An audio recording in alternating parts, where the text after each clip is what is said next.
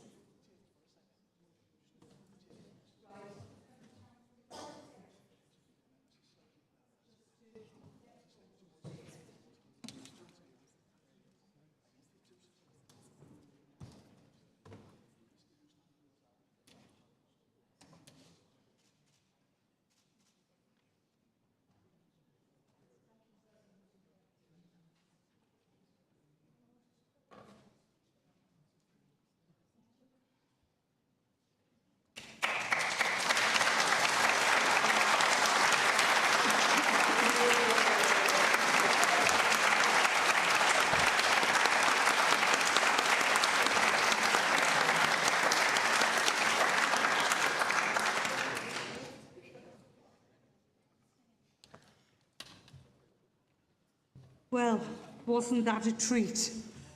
It was for me, certainly. So we've done the presentation of the certificates and I'm back in my seat, and that concludes this special meeting of the Council. So, and thank you all for attending on this very special occasion. And we're going to move on to the Council meeting for the 6th of September 2023. And the first item on the agenda is the apologies. And I'll ask John Softly to read them out. Thank you, Lord Mayor. We've had apologies from Councillors Ali, Hall, Hindmarsh, Joanne, Keating, Laverick, Lawson, Christine Morrissey, PJ Morrissey, Patterson, Phillipson, Habib Rahman, Karen Robinson, Shotwell, Stevenson, Stoker Walker, Story and Wright. Thank you very much. And we come to agenda item 2 to say these are the minutes of the previous meeting. Does Council agree to the minutes of the last meeting of the 12th of July? They agreed? Okay, fine, thank you. So, official announcements. I'm going to call on Councillor Kemp to provide an update to members on what we all now call RAC, which is reinforced, autoclaved, aerated concrete in relation to Newcastle schools. So, Councillor Kemp. Thank you, Lord Mayor. I think we've all seen the news, seen the disaster, shambolic Conservative government. I'd just like to make this statement of assurance to the public of the city. We understand that the current discussions around reinforced autoclaved aerated concrete will be of concern to parents, carers and residents within the city, and we want to provide a summary of the work Newcastle City Council has carried out in relation to our schools. Of the 98 state-funded schools in Newcastle, plus 2 non-maintained special schools, There are 39 for which Newcastle City Council is the responsible body. An initial risk assessment was made for all 39 schools based on school building information held by the City Council, but as most condition survey data predated detailed guidance about identifying RAC and could therefore not be used to confidently rule out the presence of RAC, it was agreed that visual inspections would be carried out on all schools constructed between 1930 and the 1990s. 20 schools were identified for visual inspection. These inspections were carried out in line with the DFE guidance for identifying RAC by surveyors from the Newcastle City Council Estate Management Team during the summer term 2023. Following initial visual inspections, 7 schools were identified for further investigation because the presence of RAC could not be eliminated. In some cases, this was related to accessibility of some parts of the building, for example, the need to bring in a scaffolding tower to more closely inspect roofs and ceilings. Subsequently, external specialist structural engineers were commissioned to investigate 3 school sites. These investigations were concluded during the school's summer holidays and concluded finally last week. No RAC was identified in any of the schools for which the City Council is the responsible body. We have had 1 school where RAC was identified during the summer term, which has already been discussed at Council, that being St John Varney. Action was taken by the Trust and the Department of Education with support from Council staff to organise temporary arrangements for the children to be educated in other locations. But following swift interventions, the school was back to delivering education on site by the end of the term. The Department for Education Capital Portal has been updated regularly by the Council's education team to accurately report our position. The remaining schools fall within the remit of the Department for Education, and we've not been notified by the DFE of any other schools in our city where there are any concerns. So I hope that gives some sense of assurance, and I'd like to put on record my thanks and appreciation to the team from the Education and Building Services who've conducted such healthy work in such a concentrated period of time. Thank you, Lord Mayor. Thank you very much, Councillor Kemp. Now, Council, there are a number of procedural issues to deal with before we move on to the next items of business. Firstly, I understand that there's been a request made to allow time available for public questions under Standing Order 11A to allow all speakers to be heard. Now, there are 5 public questions, if I recall. Is this agreed? Yes. Would you like to use the microphone, please? Thank you, Councillor Woodard.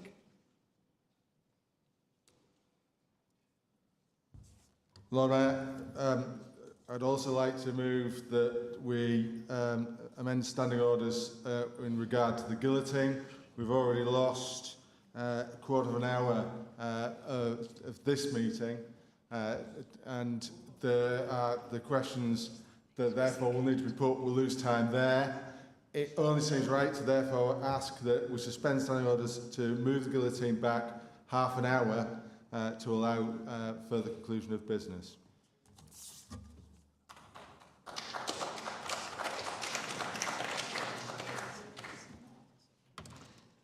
Is that agreed?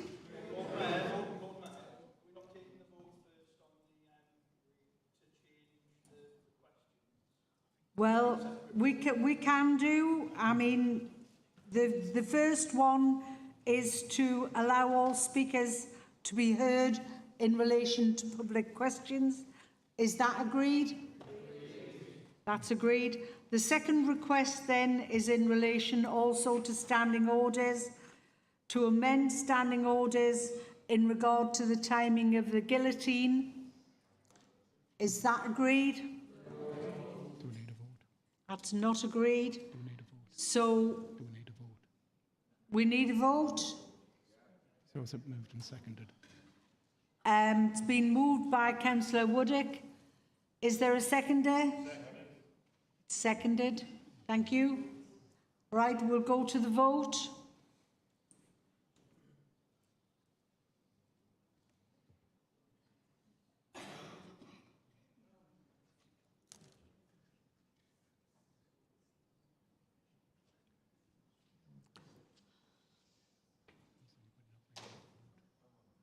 If there's anyone unable to vote, would they please indicate? I can see several hands up.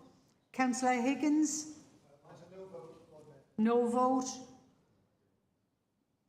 Councillor Kingsland? Thank you. Councillor Greenough? No. Right. On this side, any hands? Oh, sorry, beg your pardon. Councillor Chisholm? Right. Are there any further hands that I've missed? Apologies. No. In that case, the motion to amend the standing orders in regard to the guillotine is lost.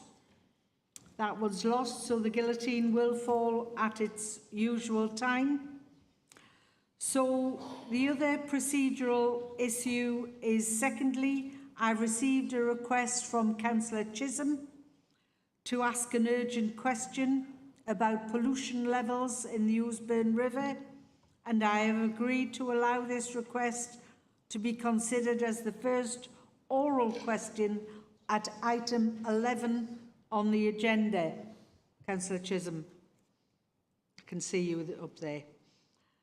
And then lastly, I've received a request from Councillor Donnelly to bring forward his motion on warding arrangements at item 17 on the agenda to be heard as the first motion tonight ahead of item 14.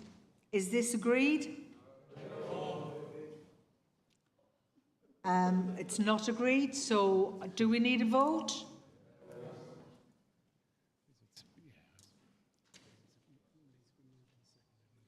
It's moved? Right, is it seconded? So it's moved and seconded. We'll have a vote then on, and you're voting on the issue of whether the motion from Councillor Donnelly should be brought forward to the first item. You can vote now.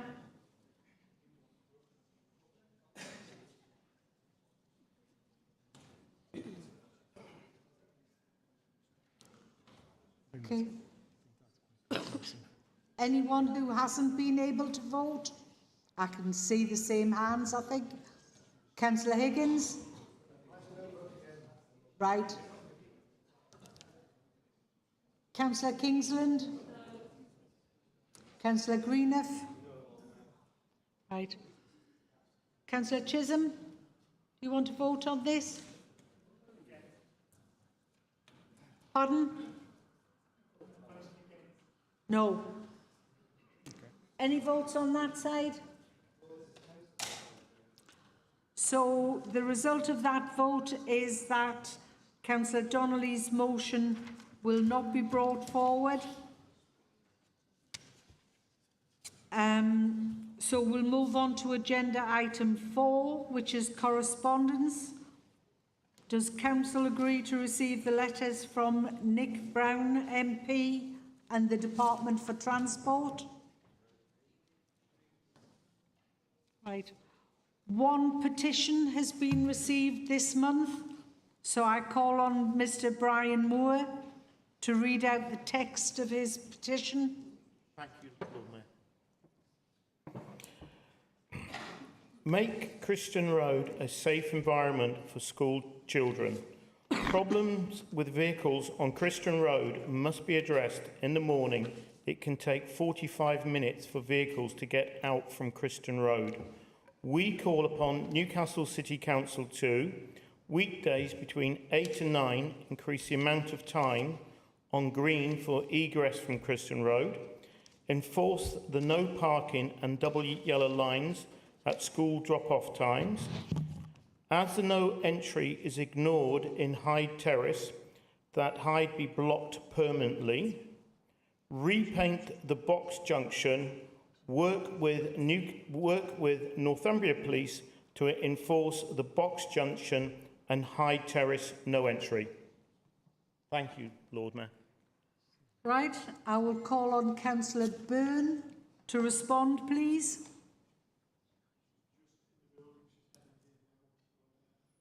Beg pardon? All right. Whatever you want to do, Lord Mayor. Well, normally, I mean, what... Right, I do beg your pardon, sorry. Can we just allow Councillor Byrne a second to get to a microphone? This is the petition, Councillor Byrne, from Mr Brian Moore to on the parking arrangements. Thank you. Apologies, day job got in the way. Hi, Mr Moore. I'm sorry I wasn't able to hear you deliver the petition, but obviously I have read and considered it. So thank you for the petition. We understand the issue with school parking and are liaising with the schools and ward councillors regarding options to mitigate these. You will be aware that we have recently installed cylinders at the junction of Criston Road with Great North Road. This scheme is aimed at preventing vehicles illegally turning right from Criston Road on the wrong carriageway. In December 2022, we consulted on the proposals for moving traffic contraventions enforcement at Criston Road, and in February 2023, we sought approval through a delegated decision to apply to the Department of Transport for designation as an enforcement authority for moving traffic conventions. This would enable enforcement of yellow box junctions and name Criston Road, Great North Road Junction as the first location. The moving traffic enforcement designation was laid before Parliament on the 27th of June 2023 and came into force on the 22nd of July 2023. I would pause at that point to ask why the Conservative government's bonfire of red tape wasn't so efficient in something that was of use to the general public rather than big companies.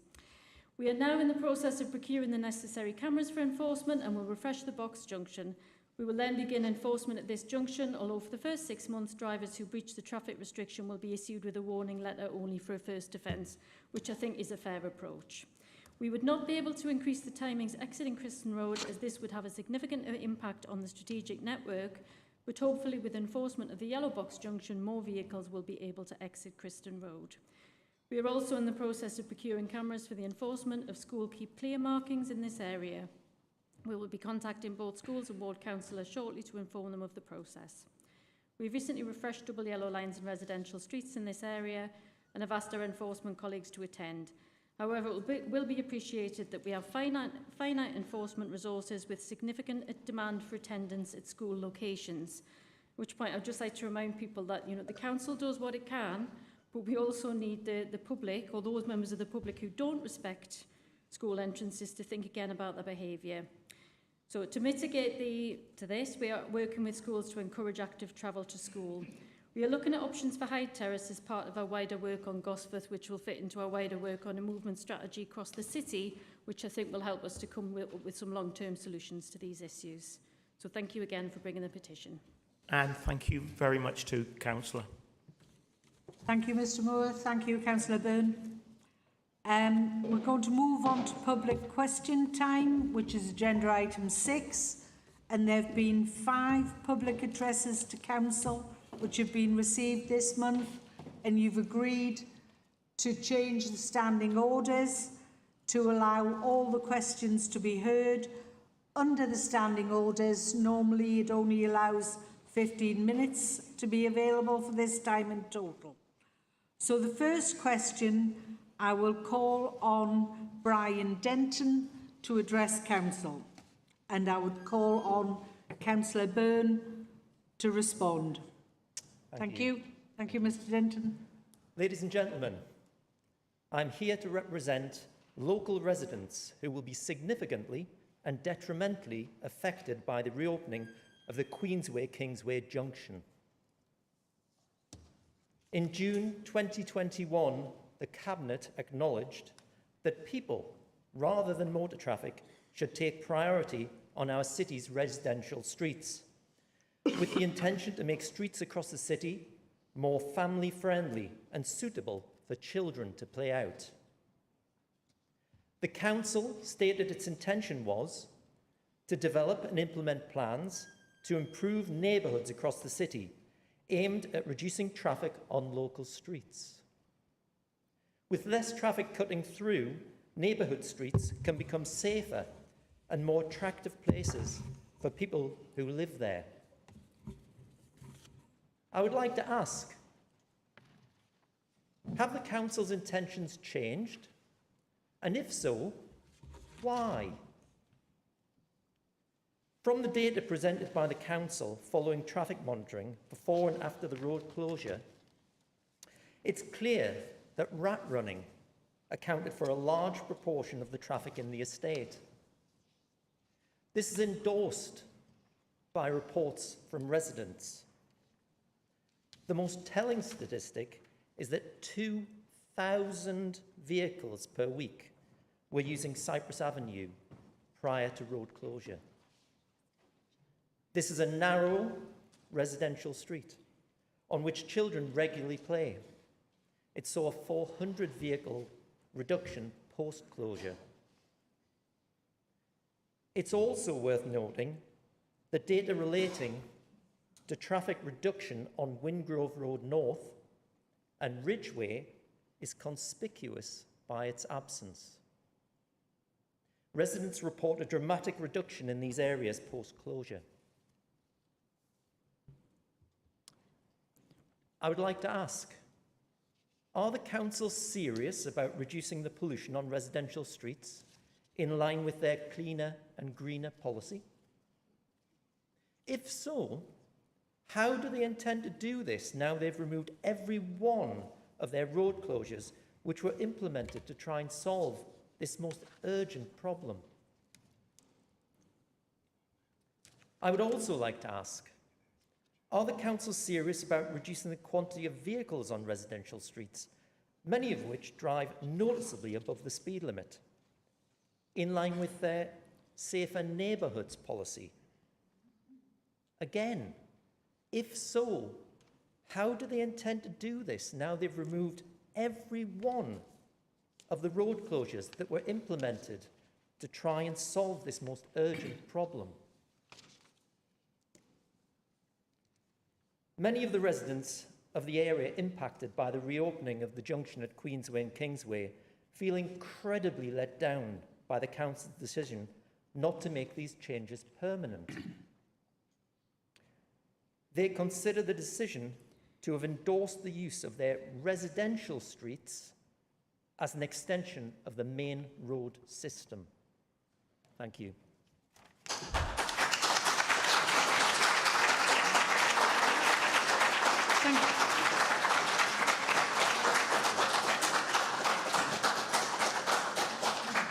Thank you, Mr Denton.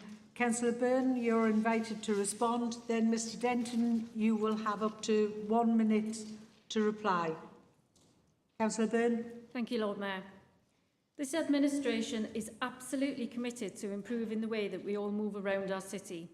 What we have now doesn't work. Congestion, air pollution, CO2 emissions, an inactivity crisis, children having to be escorted across the street so they can get to school safely. We can and we will do better than this. This administration also understands, however, that there are no quick fixes. Changing the way people travel requires investment, support and education. We need to create the right environments, such as quiet neighbourhood streets that encourage walking and cycling. It also requires research and trials.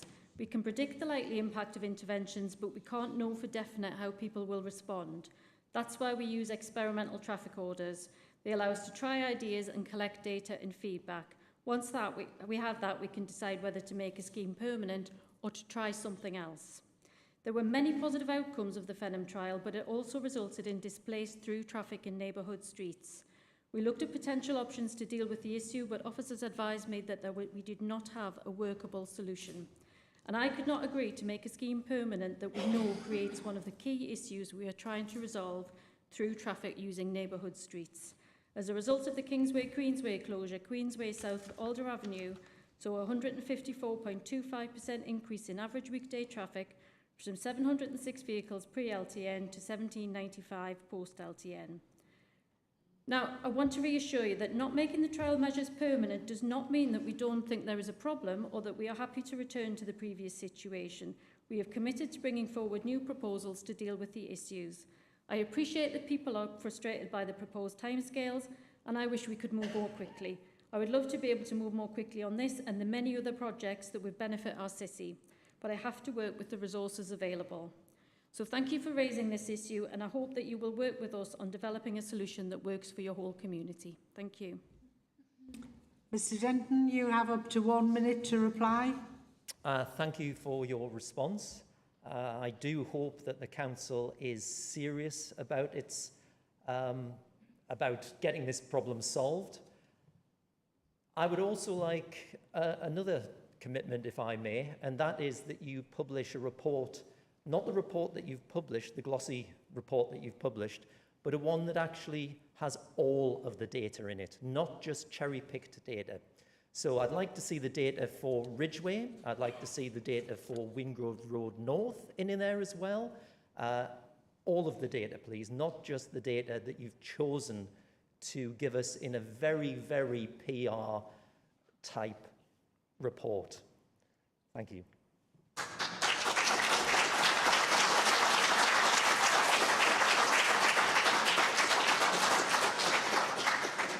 Could you put your request that you've just made there in your reply there, Mr Denton? Could you put that request in an email to Councillor Byrne? Thank you. I will now call on Chris Bartlett to address Council, and I'm sorry again, Councillor Byrne, it's you again, not being a hassle. Councillor Bartlett? Chris. Thank you, Lord Mayor. I live in Dean and South Gosforth Ward, and having spoken to a number of residents, I would like to ask the Cabinet Member responsible that Newcastle City Council undertake an impact assessment of the closure of Stonyhurst Bridge and other changes to any traffic management in this vicinity. We would like to see the assessment to include, but not exclusively, understanding access to homes, schools and shops for local residents, support providers, including emergency vehicles at all times of the year. Pollution levels on the streets at various locations within and around the affected area, a theme I think we've already come up with this evening. To understand the road traffic patterns within Station Road. To understand the crime levels, both confirmed and alleged, on the bridge and the nearby garage area. And to look at the impact of those with more limited mobility of how they can get around the area since the changes have been made. We'd ask that the results of this assessment should be made public, and we ask that then debated at Cabinet to ascertain if any changes should be made. Thank you, Lord Mayor. Thank you, Mr Bartlett. Councillor Byrne. Thank you, Lord Mayor. As I said in my previous answer, this administration is absolutely committed to improving the way that we all move around our city. In order to do that, we need to understand how people move around at the moment. So, for example, we need to know what the key destinations are in an area, what public transport is available, how easy it is to walk, wheel and cycle, and what the traffic pinch points are. As we move towards quieter neighbourhood streets, we also need to better understand the impact on crime and disorder and on the perception of safety. While there was a comprehensive assessment produced on the impact of the closures of the 5 bridges in January 2022, and we'll make sure a link is included in the minutes so that people can access that, I am happy to review the area around Stonyhurst and Station Road as part of the wider work on the development of the city's movement strategy, and to share the findings with the community and to discuss at Cabinet. Thank you for bringing this to me. Thank you, Councillor Byrne. Mr Bartlett, you have up to 1 minute to reply. Can I thank the Cabinet Member that agree that they're happy to include this particular impact assessment in that area. All I could just ask is, could we have a broad timescale of when that work is likely to be completed, please? That information will be sent to you, Mr Bartlett. I will now call on Heather Lambert to address Council. Thank you, Lord Mayor. Thank you for giving me the opportunity to speak with you. Air pollution, which contributes to the climate crisis, is directly linked to a very wide number of diseases, and it's implicated in over 30,000 excess deaths in England and Wales. Nitrogen dioxide from exhaust fumes is the main danger, along with small particulate matter. Air pollution is particularly damaging to growing children's lungs. I retired last year from clinical work in the NHS at the Great North Children's Hospital, and I've lived in Jesmond and South Gosforth for over 40 years. As a children's doctor, I'm particularly concerned by the effects on the health of our children. The World Health Organization and the Royal Colleges in the United Kingdom, particularly my own, the Royal College of Paediatrics and Child Health, declare, based on sound scientific evidence, that air pollution is the single greatest threat to public health. And it encourages children's doctors like myself to act as role models to raise awareness regarding the impact of air pollution on population health. So I've got a moral and a professional obligation to speak up and to remind people of the clear evidence of the damage that air pollution does to health. It particularly harms those living in the most deprived areas and at either end of the age spectrum. Babies at one end, before they're even born, with increased premature delivery and low birth weight births. And older children at the other end, with chronic lung conditions, heart disease and dementia. And of course, knock-on effects for the NHS and for health and social care of the elderly. We just have to make changes to clean the air that we breathe. Air pollution can have lifelong effects, so children who are affected whilst their lungs are still developing, they breathe faster, and we see increased rates and severity of asthma attacks and other respiratory illnesses. An exposure to air pollution early in life may increase development of chronic long-term lung diseases later on. So by failing to protect our children now, we are potentially creating even more problems in the future. Newcastle, like many cities, regularly breaches UK and WHO air quality limits for nitrogen dioxide and particulate matter. We all need to breathe clean, safe air. We wouldn't drink water that looked dirty, but as we can often not see the pollution in air, I just don't think we think about it as much. Now, how cleaner air is achieved, of course, causes controversy, as in general, none of us likes change. But we know from clean air measures in other cities that they actually work. Low emission zones in cities like London have greatly reduced the amount of nitrogen dioxide, and fewer polluting vehicles are being driven, and hospital admissions from childhood asthma have reduced. So as a health professional, I believe the Council has an absolute responsibility to reduce motor traffic and increase the prevalence of walking and cycling in order to promote clean air in line with government and global targets. There's an essential need for infrastructure changes to make this happen, and we support the Newcastle's Clean Air Zone and ongoing monitoring. There's good evidence that many urban journeys are short and could be walked. Most children in urban areas live within walking distance of their schools, but many are not allowed to walk because local roads are not safe. Low traffic neighbourhoods, road and bridge closures and school streets are hugely important ways of keeping polluting vehicles off residential streets and away from school entrances and playgrounds. And not only does that reduce exposure to pollution, but active travel, which has long been a stated government priority, has really important co-benefits to health and well-being, improving mental health, learning, obesity, diabetes. We need action now from policymakers, both centrally and you, the Council, to show good leadership and do what's right and evidence-based. And of course, you need to take people with you. Infrastructure changes which reduce reliance on vehicles are based on solid science. And when controversy arises, the medical and scientific data are there to be used. Not all opinions will be the same, but when there is discussion, it should be brought back to the scientific evidence when policy is being formulated. Seeing the anger and the petitions about measures to reduce car use in residential areas in Newcastle makes me question whether people are really understanding the evidence of the harm being done now and the health benefits of changes. It's now rightly considered to be socially unacceptable to blow cigarette smoke in a child's face. I would like to see similar change in views, making it socially unacceptable to drive to and idle your car engine outside a school playground. Those kinds of changes require education, time, and for policymakers like yourselves, nudging people in the right direction and appropriately legislating. We need to encourage people to prioritise. Now, Ms Lambert. I'm sorry. I think that what we want to do is see people working together and not point scoring and using party political rhetoric. So we would call on the council to continue the important steps that you've made in the right direction, and we're deeply concerned by the possibility of any retrograde actions. Thank you.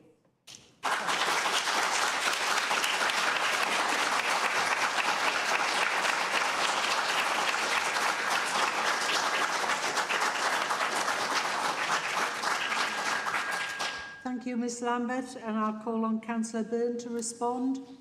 Thank you, Lord Mayor.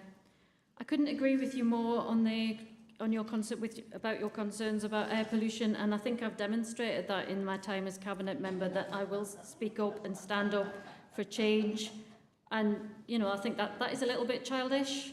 However, I've taken abuse from all sides for my stance, but I'm confident that I've taken a principled stance, and I will continue to do so. We need to change the way that we move around. We need to have fewer short car journeys, fewer journeys altogether, and in order to do that, we need to facilitate that change.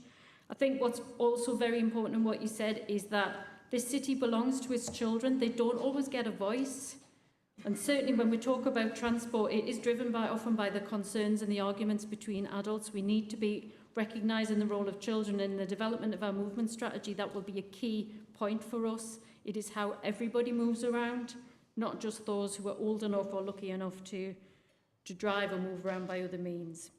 And obviously we'll continue to work in every way that we can to encourage walking, wheeling and cycling.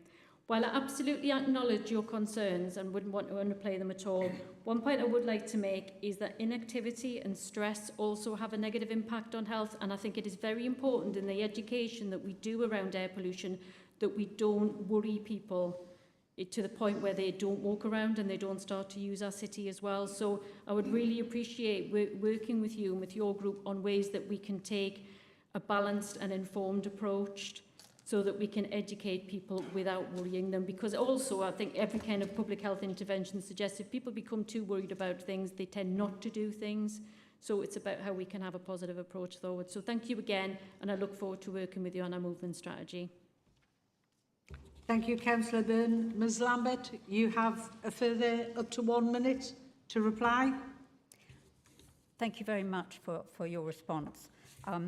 I would urge the council to continue to display unity, to do the right thing, and reducing unnecessary car use. And I absolutely agree with you that encouraging active travel, walking, scooting, biking, roller skating, whatever, has really, really important co-benefits. And we need to get people out there doing that. And in order to do that, the council needs to make it safe for people to do so. And I would urge you to do the right thing. Otherwise, you are failing the children of Newcastle, and they are our future. Thank you. Thank you very much, Ms Lambert.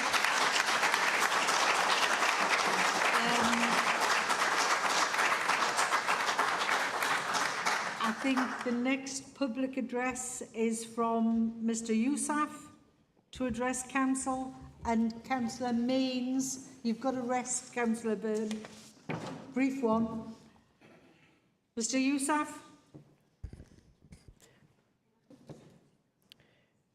Good evening, Lord Mayor, members of the Cabinet, honoured guests. I'd like to introduce myself. I've been a Hackney carriage driver in the city of Newcastle upon Tyne since 1988. I've worked through 8 recessions, 2 lockdowns. My main concern tonight is the white bonnets. The most important concern of the safeguard of white bonnets is to the driver, general members of the public and the consumers. As you know, Newcastle United has a big following in the northeast of England. Frequently, we have a lot of away supporters will implement measures thinking that we support or we are sponsored by Newcastle United. We will have racial abuse, vehicle damage thrown to us. Also, at the same time, part of the aspect rivals between Newcastle and Sunderland. As a cab driver, I go to Sunderland every day. I will also get racial abuse, and my vehicle will be damaged by away supporters because of the black and white bonnets. The council's policy for these white bonnets has been accountable, and the damage, who is responsible to the damage to my vehicle? Is the council liable that all these vehicles have been replaced by new vehicles under the Clean Air Zone? These vehicles come with a 10 years anti-corrosion warranty. Who is liable if corrosion occurs to the vehicle? Since the Clean Air Zone has came in place, the drivers in Newcastle have spent their savings, their life savings, to replace their vehicles that they didn't need to replace.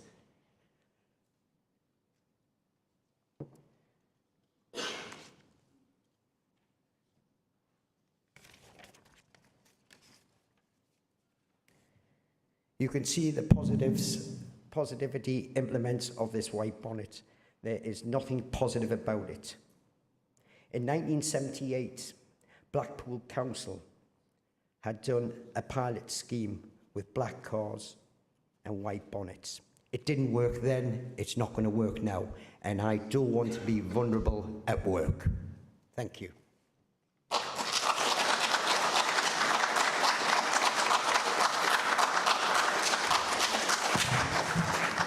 Thank you, Mr Yousaf. And Councillor Mains. Thank you, Lord Mayor, and thank you, Mr Yousaf.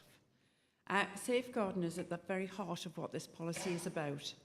The evidence provided by the police and from our licensing officers is that there are rogue people and cars that are preying on vulnerable people. A total of 34 potentially vulnerable people were found to have been safeguarded during a recent 8-week police operation. Hackney carriages already carry Newcastle markings, and there is no greater risk than currently of hate crime towards drivers and their vehicles. The new policy, in addition to the white bonnet, requires the display of a top sign and livery only obtainable by licensed drivers and the driver to have his licence. The current loss of fleet identity confuses the public by drawing similarities to private cars, private hire vehicles and those licensed by other councils. We believe the new requirements will give Newcastle licensed vehicles a very distinctive recognition. Case law dictates that a Hackney carriage should work predominantly in the area it is licensed. It is illegal for Hackney carriages to apply for hire and pick up without booking outside of Newcastle. The new policy also introduces guidelines on how drivers can save not only themselves but their passengers by installing CCTV if they so wish. Hackney carriage drivers are operating a business, and whilst the council are willing to help initially by giving a grant for a bonnet wrap, the council cannot give aid to the trade on a continual basis for the replacement of the wrap or any ancillary costs. Indication is that the vinyl wraps are durable and protect the bodywork of a car and can be removed without any damage. Wraps have been used successfully for many years for advertising and branding on commercial vehicles and for taxis in other cities across the country. The council have worked very hard to support and grant fund the trade, changing to newer, clean emission vehicles. In recognition of the cost of this change, this is why the initial grant for the wrap is being given. Thank you. Thank you very much, Councillor Mains. And Mr Yousaf, you do have up to 1 minute to reply. Thank you, Lord Mayor. What I'd like to reply to that is all Hackney carriages are recognised in the City of Newcastle upon Tyne. They come with a sign on the roof that is illuminated when we're applying for hire in the city with the word taxi on the roof. We also have in the front near side windscreen the word for hire when we apply for hire in the City of Newcastle upon Tyne. Newcastle City Council provides us with a licence plate on the back stating our Hackney carriage licence number, exterior decals on the front doors and interior decals. We do not need any white bonnets. The problem we have got that the private hire vehicles that we have in the city of Newcastle upon Tyne have got no correct signage to what operator they are working for. And why have we got to put the burden on the white bonnets? What happens to, nobody in here is going to make me vulnerable in a workplace. Thank you. Thank you, Mr. Yousaf, for that question. Councillor Haynes. And now we'll move on to what I think, and I think I'm right, is the last question. So I will call on Jen Vidreen to address Council and Councillor Byrne to respond. Thank you, Ms. Lord Mayor. Vidreen. Vidreen, that's correct. So my name is Jen Vidreen, and I'm here tonight to represent the views of dozens of families and other people besides in asking you as a council to reconsider what we believe to be a bad decision, made without due reflection or representation of some key factors, and change your stated approach. We want you to accelerate further action to reduce the impact of the decision that you are making. You have removed a measure that has enhanced our community. You say there will then be conversations in the autumn and you will not put any further measures in place until summer next year. We sit here only days after the summer holidays have ended. Waiting a year to get our street back is not good enough. For context, recognising that not everyone in this room will know street names and street layout in wards they are not responsible for, I'd like to start by explaining that while you refer to this decision as being about the Fenham low-traffic neighbourhood, this is actually two separate schemes. Separate schemes have been put in place both north and south of Fenham Hall Drive. This is a main road, as identified in the council's hierarchy. The closure of Queensway at its junction with Kingsway isn't associated with the closure of Nunsmore Road or Gowland Avenue, and yet the way the data and report from the council has been presented indicates that they are directly linked. This isn't the case. Any traffic redistribution around Queensway is in no way due to the closures on Nunsmore and Gowland. The last two Labour manifestos on which you have been elected in these wards reference making walking and cycling safer and implementing measures like these. Your statutory cycling and walking infrastructure plan identifies Nunsmore Road and Gowland Avenue as part of its active travel network. The latest Cabinet paper on this matter, approved in October 2022, identifies Nunsmore Road as a major route for cycling. That same paper also contains a clear description of the process of implementing and monitoring LTNs. This was your paper. It noted that when deciding to make measures permanent, these measures could be altered to reflect data and feedback. If you need more time to determine how to mitigate any impact of changes on Kingsway, for example, you could do so without ripping out measures located more than 800 metres away over the other side of a made road. You are confusing geography with policy. With respect to the street that I live in, people who have lived there for decades have been campaigning for years to have the issues addressed and say this is the best the street has ever been. Then, more recently, the council undertook a range of engagement sessions over a long period of time to develop area-wide schemes. You say you want to do more engagement with residents. We're making the point it is community engagement and involvement that led to the proposals for both Nunsmore and Gowland Avenue to be closed. Your monitoring reports indicate that shutting Brand and Severus was considered but discounted because you have reflected on how difficult it would be to suggest closing streets that didn't have anywhere near the level of traffic that Nunsmore Road was carrying. The reality is they still don't, with the worst affected street now carrying only half the traffic levels that Nunsmore Road has. I think it's also important to note something that isn't referenced in your decision report, nor does it find its way into any of the press statements on the matter. That is, until recently, you seem to agree. You even wrote to all of the residents in the area on June 30th, indicating you intended to keep the measures. What has changed since that letter to lead you to now decide to remove something you'd indicated you would keep? It isn't the data, because while your decision report generally uses data from September 2022, other data in the annex reflects more recent traffic counts show that the traffic has actually reduced. We want to be clear, we don't think any impact on Sutherland and Brand is acceptable, and we agree with you that further measures need to be put in place to address those. Your actions are making our street less safe, less active and more polluted. You're taking away measures that are compliant with your own policies and the manifesto on which you were elected. We have a very strong community. We will remain united in challenging this decision. And our main aim is to see action taken quickly to right this wrong.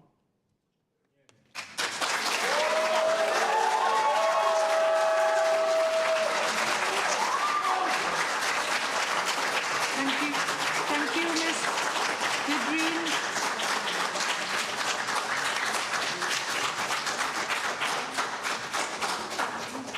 Councillor Byrne, to respond. Lord Mayor. As I said in my response to the earlier question, this administration is committed to addressing the problems in your area. We have to come up with a solution that works for all the community, however, and this trial didn't do that. Traffic was displaced to surrounding neighbourhood streets. They have higher traffic flows than before the trial was implemented. Officers told me that there was no workable solution to this issue within the context of this trial. And it's important to note when we are discussing decision-making that the administration sets the policy of the direction of the council, and the officers are the experts in their field who provide advice and implement our policies. As I said in my previous answer, I could not agree to make a scheme permanent that we know creates one of the key issues we are trying to resolve through traffic using neighbourhood streets. I also have to work within the legal constraints of the order. As all the road closures were included on the same experimental order, they cannot be considered on a separate basis. All elements of this ETRO needed to be made permanent, or none of them. We could not pick and choose. As I said earlier, I understand that people are frustrated by the proposed timescales and wish we could move more quickly. I would like to move more quickly too, but I have to work with the resources available. Thank you for raising this issue, and I hope that you will work with us on developing a solution that works for the whole community.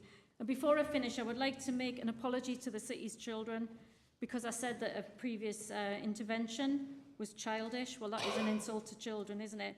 What I've found is that it's adults, not children, who find it difficult to behave properly in debates. So one of the things I think would be really positive, and when we're having the discussion about how we move forward as a community, is to involve the community's children, because I'm sure they'll bring a maturity and a commitment to sharing that we would all benefit from. Thank you for bringing this to me. Thank you, Councillor Byrne. Ms Vadreen, you do have up to 1 minute to reply to Councillor Byrne. I think I still remain confused as to how you conclude that this wasn't a success. The graphs in your own report clearly demonstrate that there was no significant displacement to the areas around our street. You mentioned, Councillor, that the city belongs to its children. I sent you a video of my own daughter expressing her dismay at the decision that you had taken. My 8-year-old daughter looked at those graphs and could clearly see there had been no significant displacement. And she does not understand why you have taken the steps that you have. I want to be clear, any displacement is not acceptable. You also said that the measures are entire or not at all. Then why did your council write to us at the end of June indicating that some of the measures would stay, but some phase 2 tweaks and amendments were now going to be consulted on? It directly contradicts what you've just said, and I don't understand, therefore, your message tonight.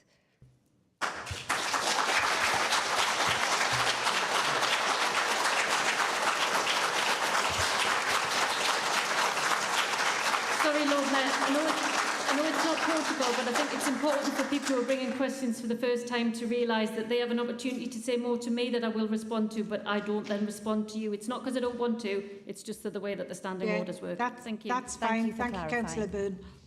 Thank you, Ms Vadreen. We're going to thank you to all those who've brought questions to Council. We're going to move on to agenda item 7, which is the Standards Committee Annual Report. And I'm going to call on Mark Scrimshaw, the Independent Chair of the Standards Committee, to introduce the report for information. And, Council, Standards Committee forms an important part of the governance of this Council. And it's very important that we learn the lessons that are included in this annual report. Thank you, Bob. Do you want to hang on while people are leaving? I'm happy to. Yeah. Whatever you want. I think it would be a good idea. I thought they were all staying to heckle me, actually. No. Got enough people on the floor to do that. Right. I think we're okay. Okay. We can go, Mark. Thank you very much. Thank you, Lord Mayor. This report, as you'll see, is for 2022-23. I'd first like to thank my Vice Chair, Wendy Lawson, who, because I suffered a serious illness in that time, had to chair quite a few meetings, and it proved how important it is to have a really reliable Vice Chair that you can really rely on, and Wendy is certainly that. Okay, to move on to the body of the of the report, looking first of all at paragraph 7, item 7, 7.1.1. Well, that annual report should be 2021-22, not 2012, but that's just a typo. I think it's slightly understatement to say that this year has seen increased concern about standards of conduct in public life. I think if ever any of us doubted the importance of standards and an ethical frame of government, then what's been happening over the last couple of years has shown that they are ever more required. When the CSPL says that this is a missed opportunity, they are not wrong. On leading in practice, 7.1.2, asking us to build ethical values into their ways of working. I think we've done that very well in Newcastle. The Standards Committee has been running since 1999, and I think during that time, ethical working and has become built into the city's way of working. We get very few complaints. We get very few letters of abuse or anything like that. I think it's now become part of councillors' working life. But there are still things to look at. The 5 categories of questions are good ones, I think, to keep looking at. And I would think that if you looked at the copy of Lord Leven's open letter to public sector leaders, that's below, I think that would show that. Senior leaders set the tone for their organisation. They do. And I think throughout the years I've been chairing this, the leadership of both parties have shown the seriousness with which they appoint to the committee hard-hitting members who take their duties very seriously, and I'm delighted to see that continuing. Okay, there are just a few general points. Just moving on to parish councils. One thing I'd like to say about parish councils is that the representation from the parishes has generally been pretty good, and they clearly buy into the ethical framework, which is really good to know. Relatively small number of complaints, gladly, just 3 complaints about councillors. I'm pleased to see that, and I think that's in line with previous years. Procedures for registering gifts and hospitality, 91.76 total number, I think that's good. perhaps not good enough, but good. And just to draw your attention to the final sentence of 11.6, if members have any doubt as to the value of a gift or hospitality, we encourage them still to register it. So if in doubt, register it. Looking to our future work, item 5, monitor the government's response to the CSO report. I think this is going to be one of our most critical tasks. We await developments with interest. I believe it's very much in the government's interest to strengthen and clarify standards, although I'd be rather surprised if they drew that same conclusion themselves. But we shall keep harrying, we shall keep asking questions, and we shall keep putting amendments. Finally, can I thank the officers who provide such a fantastic service to us, to John Softley and Helen Wilson from the legal team, and to Linda Scott and her colleagues in Democratic Services for all their help and support. It is invaluable, and we could not possibly do the work that we do without them. So thank you very much. Thank you, councillors. Always a pleasure to see you. And I'll take any questions you may have. Thank you, Mr Scrimshaw. There are 4 members who are listed to make questions. Will you deal with them all at the end? Yeah, please. I think so. Yes, that would be helpful. Councillor Walker.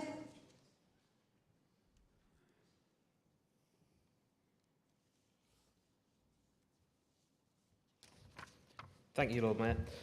I'd like to thank Mark as Chair of the Standards Committee and present the annual report here this evening, and along with his colleagues thank them for the work of the committee over the last 12 months. It's right that we continue to have a Standards Committee and that it is chaired by an independent member, and Mark's role is vitally important in that. Standards in public life should transcend political parties, and regardless of our politics in this chamber tonight, I know one thing we can all agree on is that we as elected members of Newcastle City Council and the council as a whole should be held to the highest standards possible. This committee is vital in allowing that to be the case, so that nobody can fall below what is expected of us as by the residents of our city. Trust in politics in recent years has fallen to a new low. I hope the transparency of this committee and its subsequent report can reassure residents that all members from across the political divide are acting professionally and with integrity for the betterment of their respective wards and the city overall. As we move through this municipal year, I look forward to the committee looking at some very important items, such as reviewing the members' code of conduct and arranging training for this for both new and current members. Can the Chair confirm a timeline for this review? And if there are changes to the current code of conduct, can this be in place before the start of the next municipal year? Thank you. Thank you, Councillor Walker. If you could address that at the end, Mr Scrimshaw, that would be great. Could I take Councillor Sadiq to be followed by Councillor Stone? Thank you, Lord Mayor. For the Standard Committee, can I ask about the monthly returns of gift and hospitality? Potentially, why haven't they had 100%? Why is it down from last year? For expect 984 returns, but we only received 903 for 22-23. Thank you, Councillor Sadiq. Councillor Stone. Thank you, Lord Mayor. Thank you, Mark. I want to speak about Section 7 of the report to committee tonight, which refers to leading in practice and cites Lord Evans's open letter to public sector leaders of ethical leadership, which identifies 20 questions to help leaders to take the pulse of their organisation in relation to communicating values and leading by example, encouraging a speak-up culture and governance. Now, I don't propose to ask all 20 questions, but I am interested to understand the extent to which these questions are being actively considered by the Standards Committee, taking as an example question 5 of Lord Evans' letter, which asks whether there are clear and well understood ways in which people across the organisation can raise their concerns where things just don't feel right, quote unquote. In this context, could I invite you to comment on whether you consider the changes to the Council Standards Committee arrangements to be an opportunity to enhance the culture of corporate governance of this council, or a risk to it? Thank you, Councillor Stone. Councillor Sadiq, I think it was very remiss of me, because I think I'm right in saying that that was your maiden speech. And can I congratulate you on that?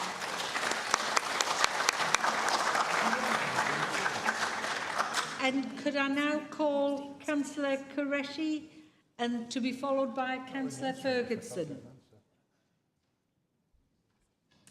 Councillor Qureshi?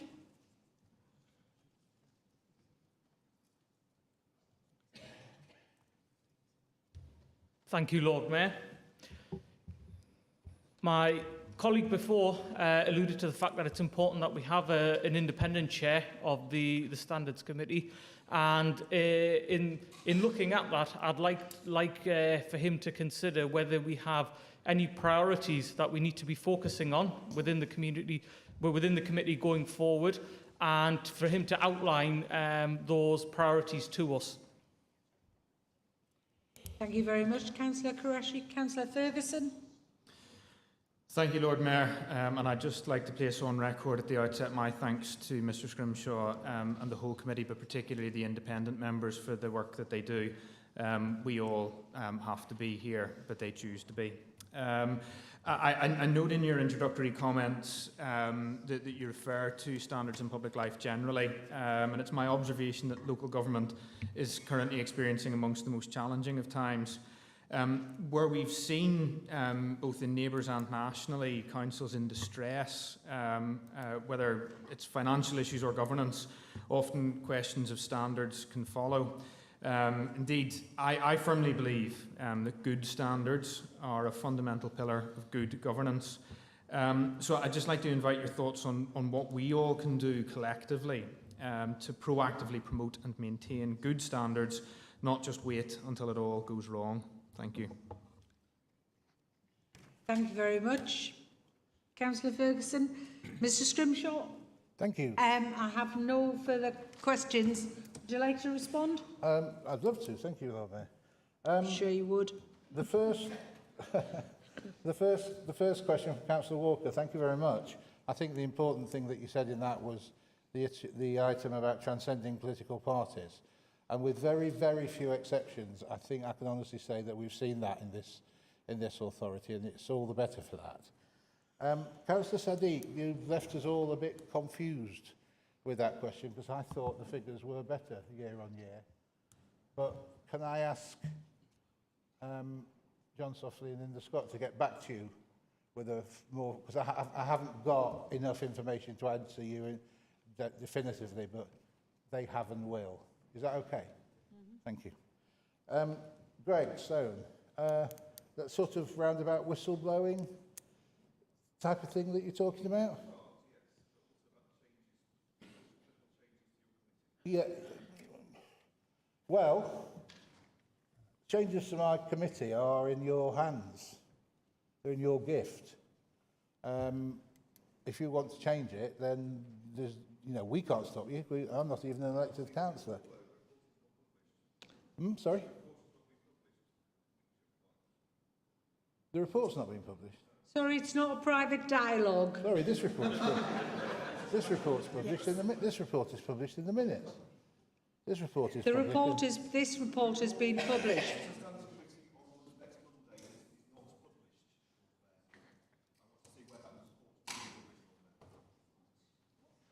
Well, I think it's simply following custom and practice in terms of the way it operates. As far as I know, we publish on the authority's website the agendas and minutes of every meeting we have.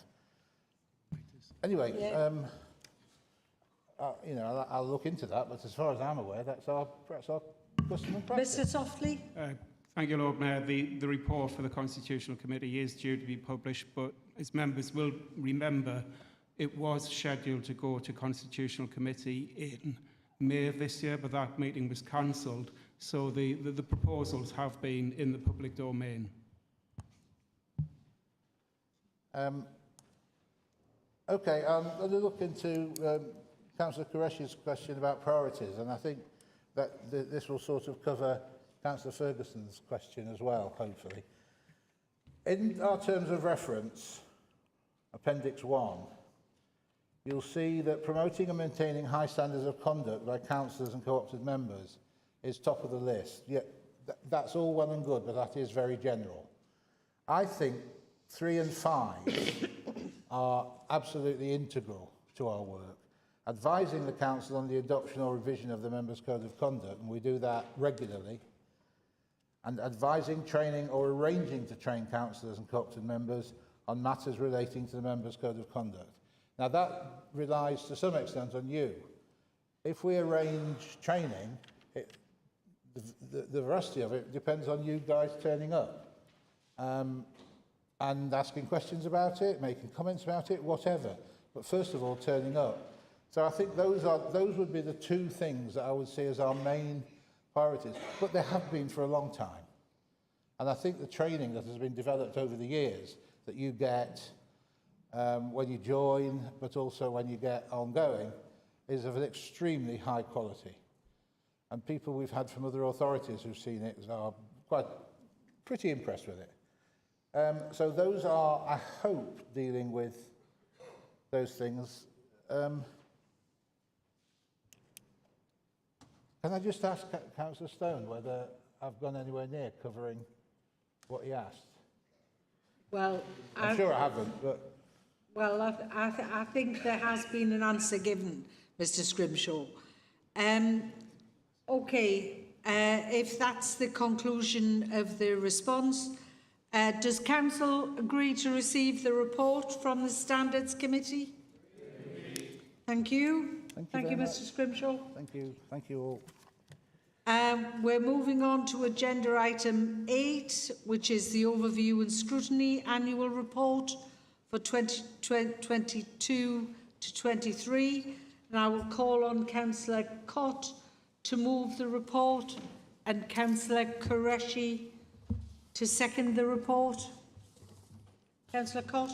Thank you very much, Lord Mayor. It's my pleasure, my privilege to introduce this report and to move the report.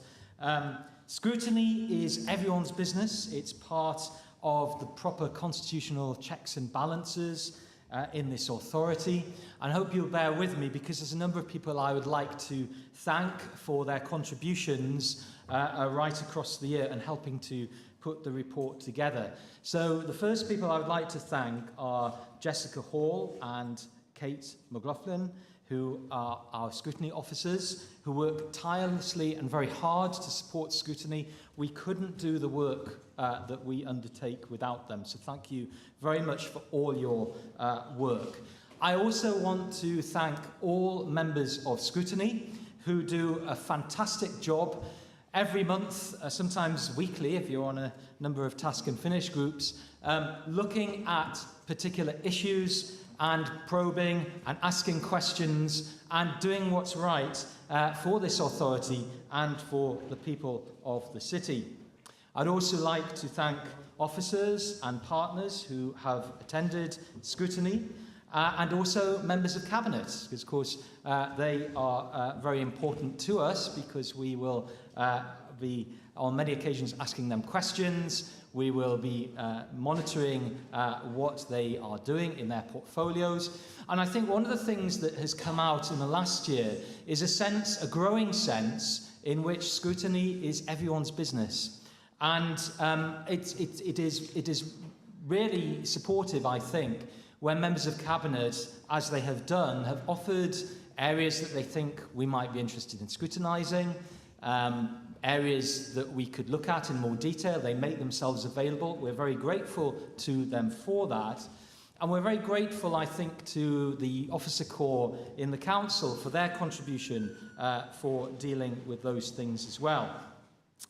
There are various things that I would like to say about some of the things that we have that we are involved in. But before I get into that, I have one apology to make.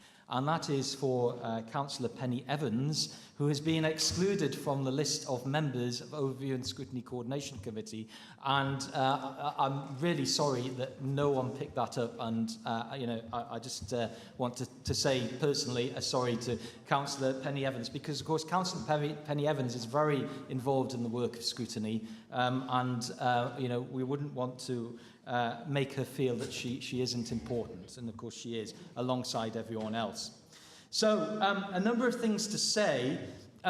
Over the last year, of course, we've had new scrutiny arrangements in place, And if you've read the report, you'll see some background to that.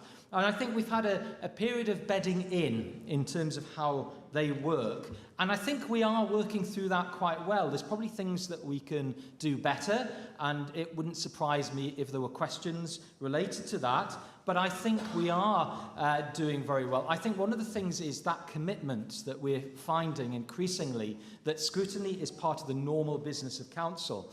And I would particularly like to thank chairs and vice chairs for their roles in helping to make that a reality, because, of course, we've got new scrutiny committees, and all of them have been shaping the work programme around those committees alongside the scrutiny officers that we have mentioned. And it's really important that we recognise that. Scrutiny, to me, is about being a critical friend to the council. And that means that sometimes we need to ask probing questions. We need to look at things quite closely. Sometimes that might or not always be very comfortable to everyone, but it's important that whatever we do is seen as constructive.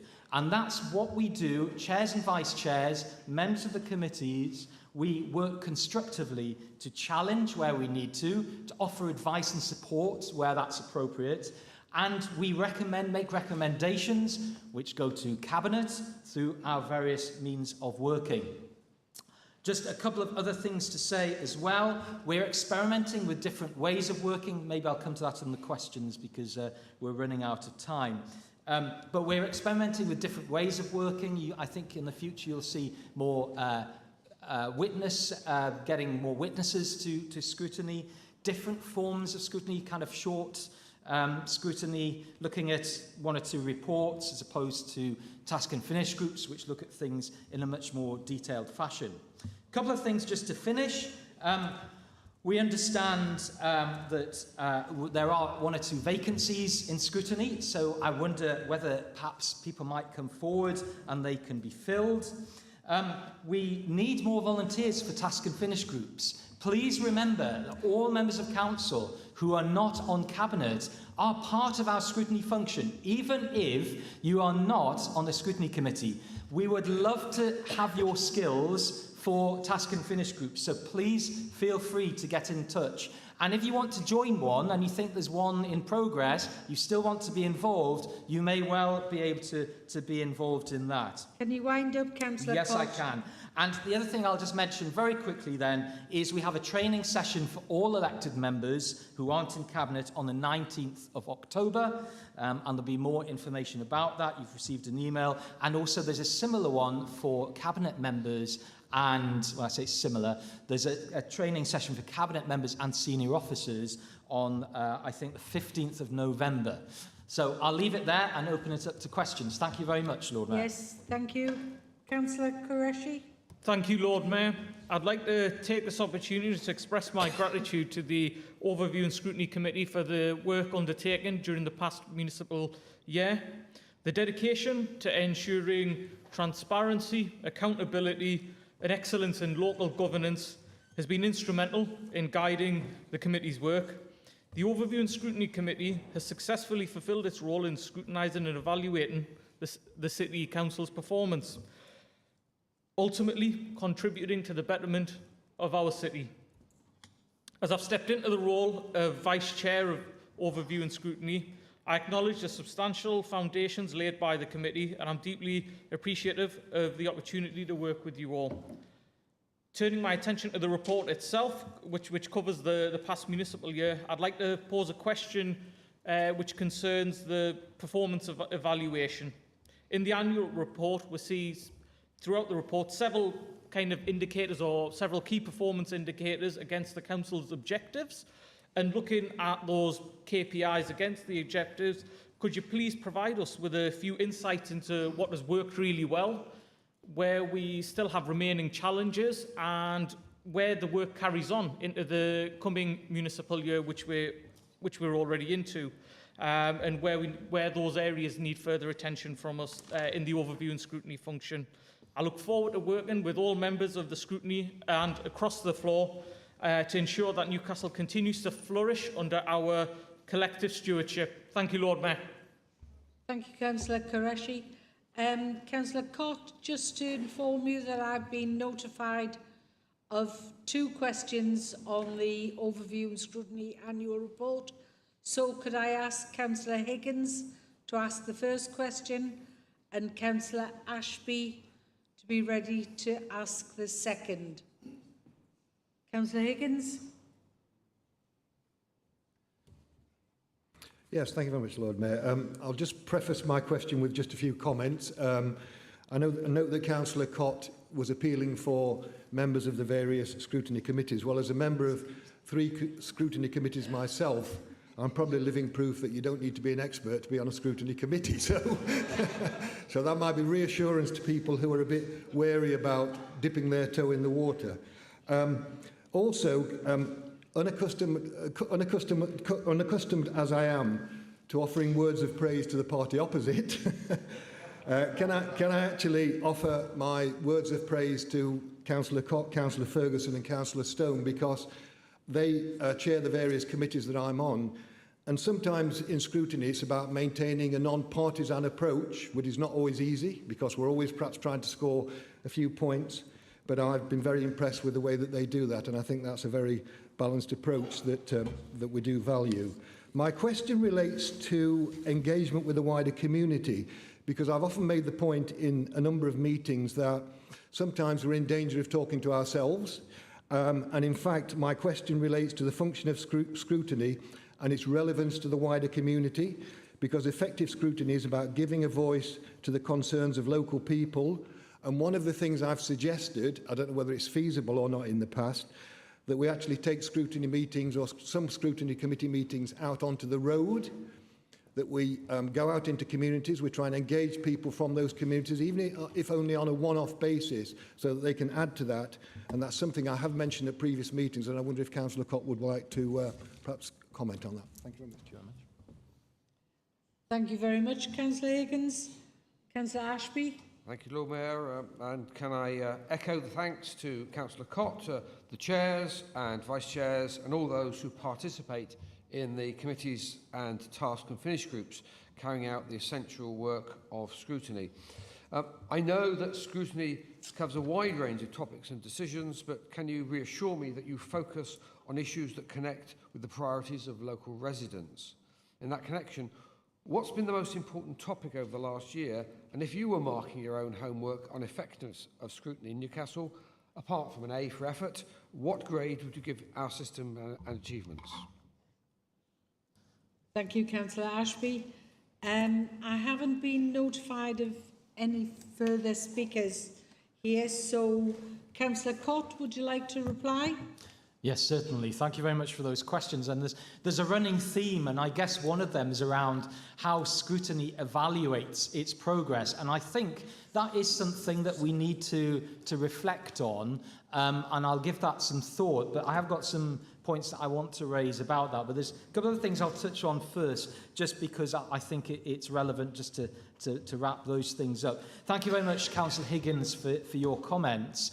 I actually think that we sometimes don't realise how much expertise we have on scrutiny. There are people who come to scrutiny with various skills and experiences. We have members who are long-serving, members who are more recent. Members bring skills from their professional life and from their work on the council or community work. There's a range of things, and I think we've got a nice balance and blend at the moment. I would like to think, certainly in my experience, that we have at the moment some of the best range of experience that we've had for some time, and I think that would be something that I would say.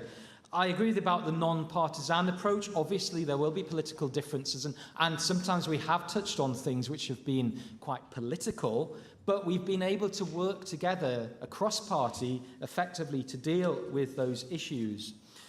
Interesting a point that you made, Councillor Higgins, and also Councillor Ashby, around kind of local residents. I think it's really important that we do select topics where possible which have some relevance to local residents and to local communities.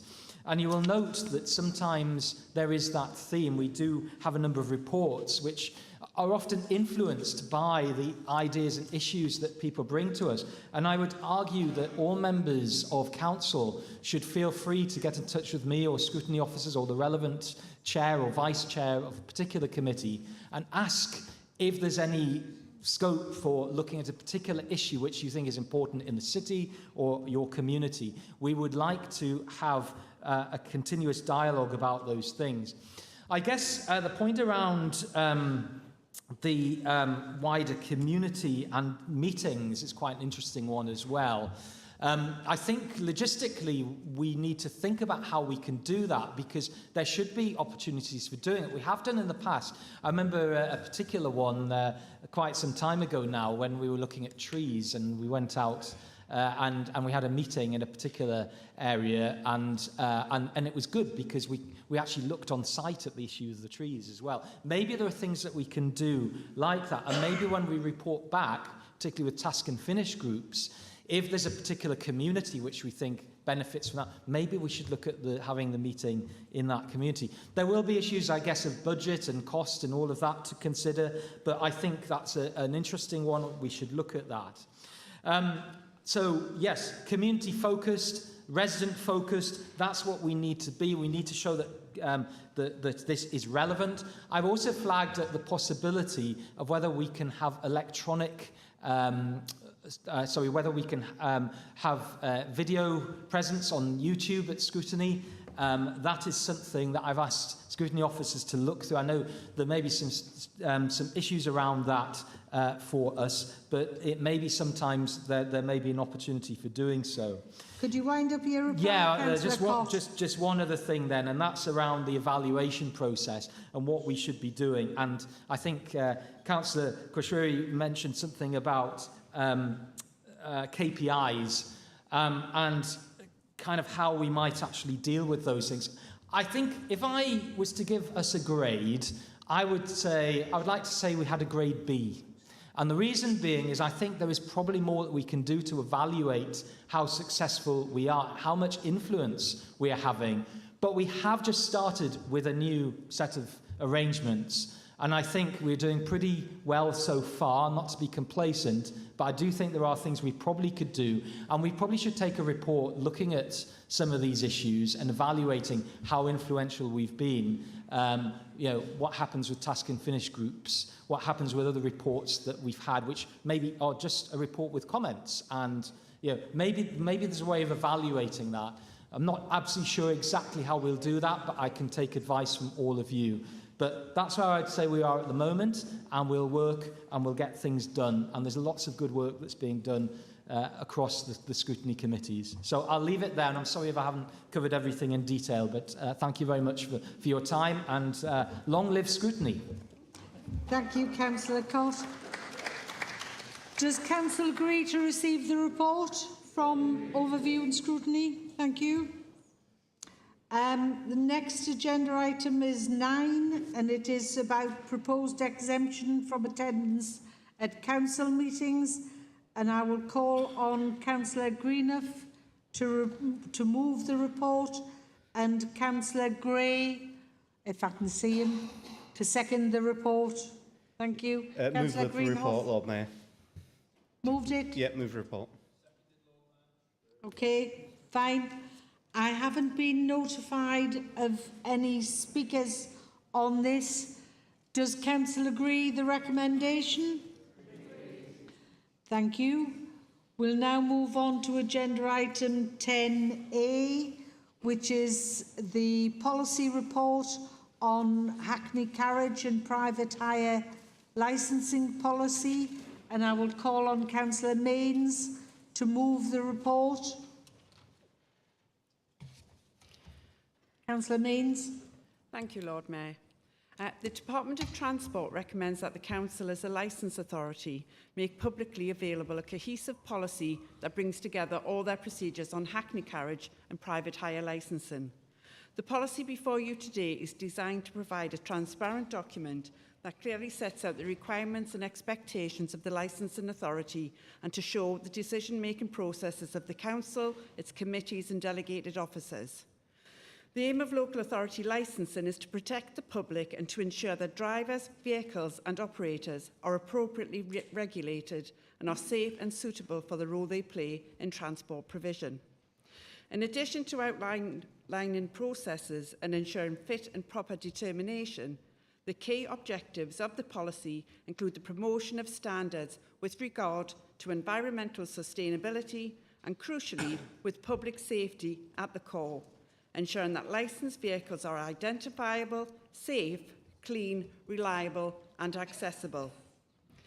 At the commencement of draft of this policy, the Council and Licensing Authority were aware of acute public safety issues that needed to be addressed, with a young, lone, vulnerable woman subject to assault having been picked up in a private car, falsely operating as a taxi. Unfortunately, that degree of concern, public risk and vulnerability remains, and Northumbria Police colleagues have had cause to investigate a series of sexual and other assault allegations relating to unlicensed vehicles picking up lone, vulnerable females in the nighttime economy. As a result of these concerns, Northumbria Police, through March and February 2023, conducted a bespoke Operation Redeemer with a specific objective to identify vehicles of concern targeting people in the nighttime economy under the false pretence of being a taxi driver. Over an 8-week period, 80 interventions were made. 15 vehicles were uplifted, 14 arrests made, and most importantly, 34 people were safeguarded against harm. Whilst these proactive measures have positive outcomes, they reflect a cause for concern that has become very much the focus of this policy, and that is public awareness of licensed vehicles and their functionality. To compound this evidenced concern, City Council and Licensing Authority test purchase operations conducted in December 2022 have resulted in a significant number of identified illegal actions for illegal ply for hire, picking up without pre-booking, insurance offences and overcharge. The key driver is therefore one of improving understanding and awareness not only of the public but of the nighttime economy agencies such as the police, door supervisors, street pastors and many others. An important reference for all members is that only a Newcastle City Council hackney cab, legally referred to as a hackney carriage, is able to pick up in the city without pre-booking. This unique functionality is hailed, and to work from designated rank space is something that this policy aims to highlight and strengthen.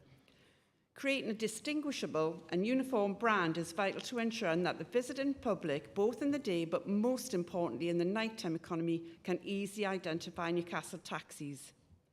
Reverting all cars to a uniform appearance with a base of black and providing a contrasting white bonnet is crucial, and this will be complemented with a bespoke sign and worded top sign, council-issued door crests, internal marking and licence plate.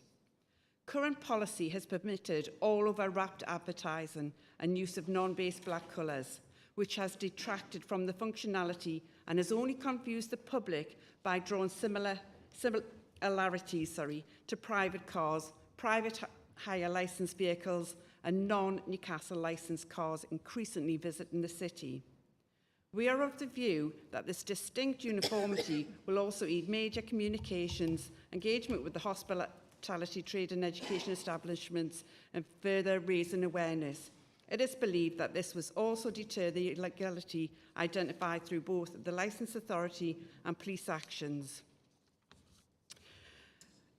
Private hire vehicles, as I'm sure you're all aware, are only able to compete booking buyers a private operator, and through technological advancements and investment has seen a huge market expansion with enhanced booking confirmation and zonal working via GPS. This policy does recognise, and I will emphasise this, it does recognise a freedom of self-employed movement for licensed private hire drivers, but it also is conscious of a risk created through simultaneous work being conducted with multiple private hire operators. The policy does not restrict, but by requiring the deposit of a licence with the associated private hire operator, it ensures only one hiring is taken at one time, avoiding abandonment of customers and potential vulnerability. Could you wind up, Councillor Means? Yeah, sorry, I haven't done my timing quite as well as I thought. I know the policy has received extensive comments, some of which we are aware of, that is opposed to proposals, but has also been positively endorsed by the police, Transport Police, Pub Watch and the security industry, Newcastle Street pastors, as well as groups against violence against girls. This policy has been carefully considered and further to consultation, comment, review and consideration and open dialogue with engagement with trade representatives. We believe we have policy that puts public safety at the fore and is transparent, relevant and pertinent to the current circumstances. Thank you. Thank you, Councillor Mains. Councillor Hay, I have you down as the seconder. Reserve, okay. Now, there is an amendment to the report, to the licensing policy, and that amendment is to be moved by Councillor Ferguson, seconded by Councillor Burns. Councillor Ferguson. The amendment, by the way, is in the papers on the supplemental agenda.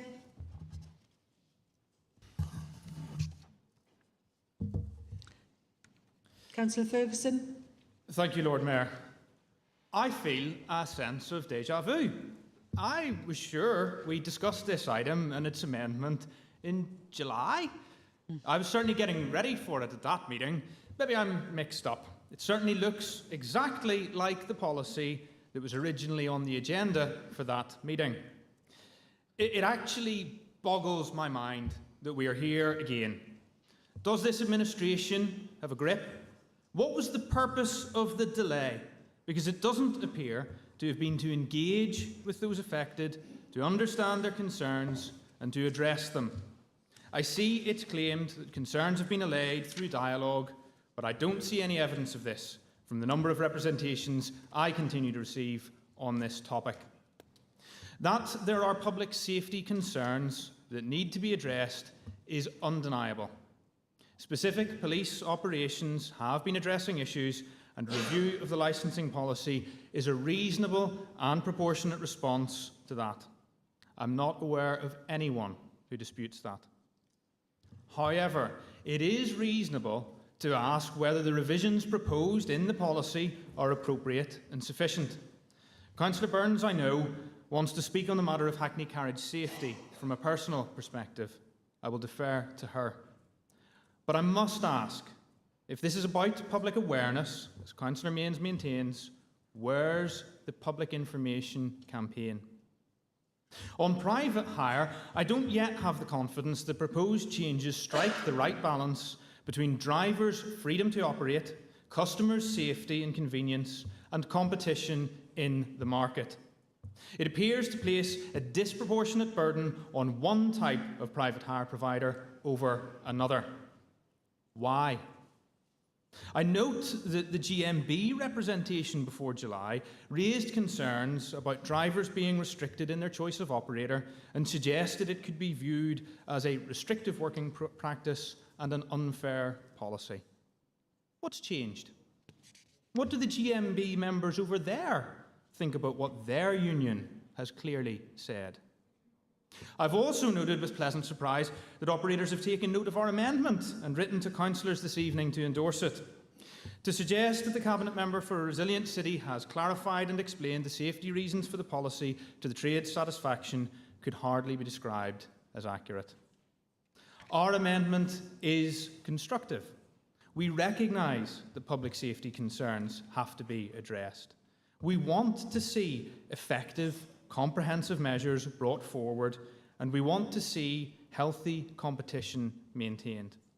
We urge the administration to commit to an ongoing, meaningful dialogue with stakeholders, to revisiting the CCTV use case, although we would favour reasonable, less invasive alternatives if possible, to considering the efficacy of support for the cost of the vinyl wraps if the administration is committed to that measure, and, crucially, as I have done since the policy first came to Cabinet, to listening, then doing something about what they hear. Thank you.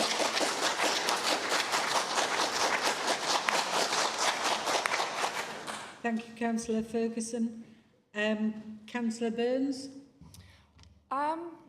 No one could effectively argue with the desire to ensure that we can all operate in safety and without fear in the nighttime economy. We know that taxis, due to the inherent nature of their undertaking and the manner in which they operate, can provide a fertile ground for abuse of the system amongst those who wish to exploit and/or abuse. I myself have felt uncomfortable at times in taxis, and with two teenagers who are reaching an age where they're going to be going out into town and taking taxis home. I'm, on a personal level, very keen to ensure that they and all others like them are able to do so without fear. I don't want to be sitting at home worrying about how they're getting home. So when I learned that the council plans to regulate the taxi industry more rigorously in efforts to improve safety, I found myself fully in support of the proposal. However, in its current form, I believe there are significant weaknesses in the plans. The efficacy of the proposals as they currently stand must be questioned because getting this wrong could have extremely serious consequences. For example, the white bonnet. Without an effective and sustained public information programme, this is likely to be utterly ineffectual and could lead to even greater confusion. I've known almost all of my adult life that Hackney carriages are all black. I look for the taxi sign on the roof and I see the green light in the window. This is what I would look for if hailing a cab. If anything, seeing one with a white bonnet would lead me to think that it is not a Hackney carriage. Honestly, I might even think that it was a car in the process of having some bodywork done. And there has been no information on this. How are people supposed to know? I urge Council to rethink these proposals and accept our amendment, which allows for a more informed, solution-based approach. Greater efficacy in the longer term is what's most desirable. Thank you, Lord Mayor.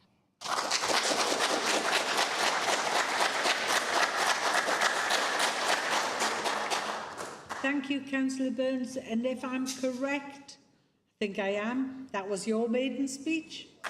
Congratulations. Right, we've had the policy and the amendment moved and we'll move into the general debate. I've got Councillor Penny Evans and Councillor Mitchell, please.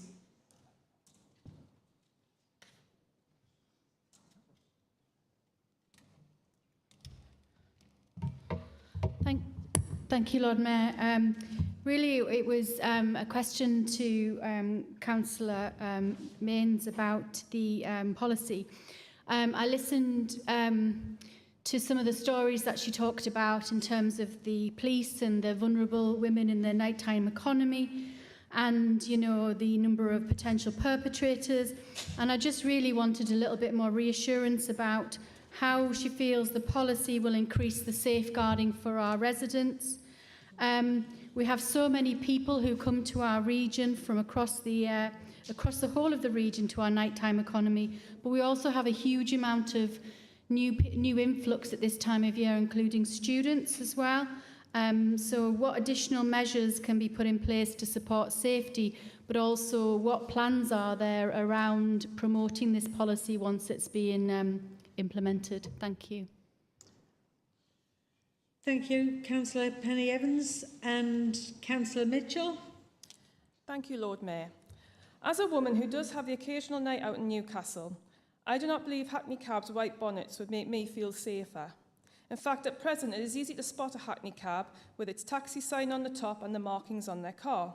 I recently used a Hackney cab in Newcastle, found it easy to spot at the taxi rank. On the other hand, I have at times, depending on where I am in Newcastle, booked a private hire cab, which is much harder to distinguish. Some providers are not obvious to spot, especially in the dark, and you often have to get near the car to make sure it is a taxi. If we are to make taxis safer, private hire cars should have more prominent signage on their cars. It's easy for a driver to say yes when you ask the name of the taxi, booked under your name. Someone waiting for a taxi could potentially look at a car with a white bonnet and just believe that they were getting into a legitimate taxi. This would have the opposite effect and make people more vulnerable. As we have a large amount of visitors, especially at the weekend, who would just assume a white bonnet meant a taxi, perhaps they would not check the signage properly. This would leave them very vulnerable to an attack if it was a rogue taxi. I do believe we must make sure people who want to enjoy Newcastle and be safe. I want to be safe when I go out in Newcastle as well. But I do not believe white bonnets on Hackney cabs answers this, so I'm happy to support the amendment for more discussion. Thank you.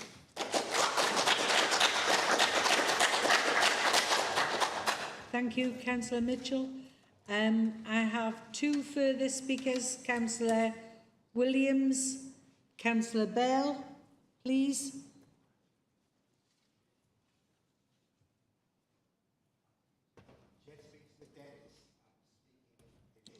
Okay. Thank you, Lord Mayor. As a taxi driver in the 1970s and 80s, I'm interested in the safety of drivers as well as passengers. CCTV wasn't a thing then. I'm pleased to see it's been suggested in this policy. I would like to know how passengers are made aware of its use. Thank you, Councillor Williams. I think then, instead of Councillor Bell, it's Councillor Lambert.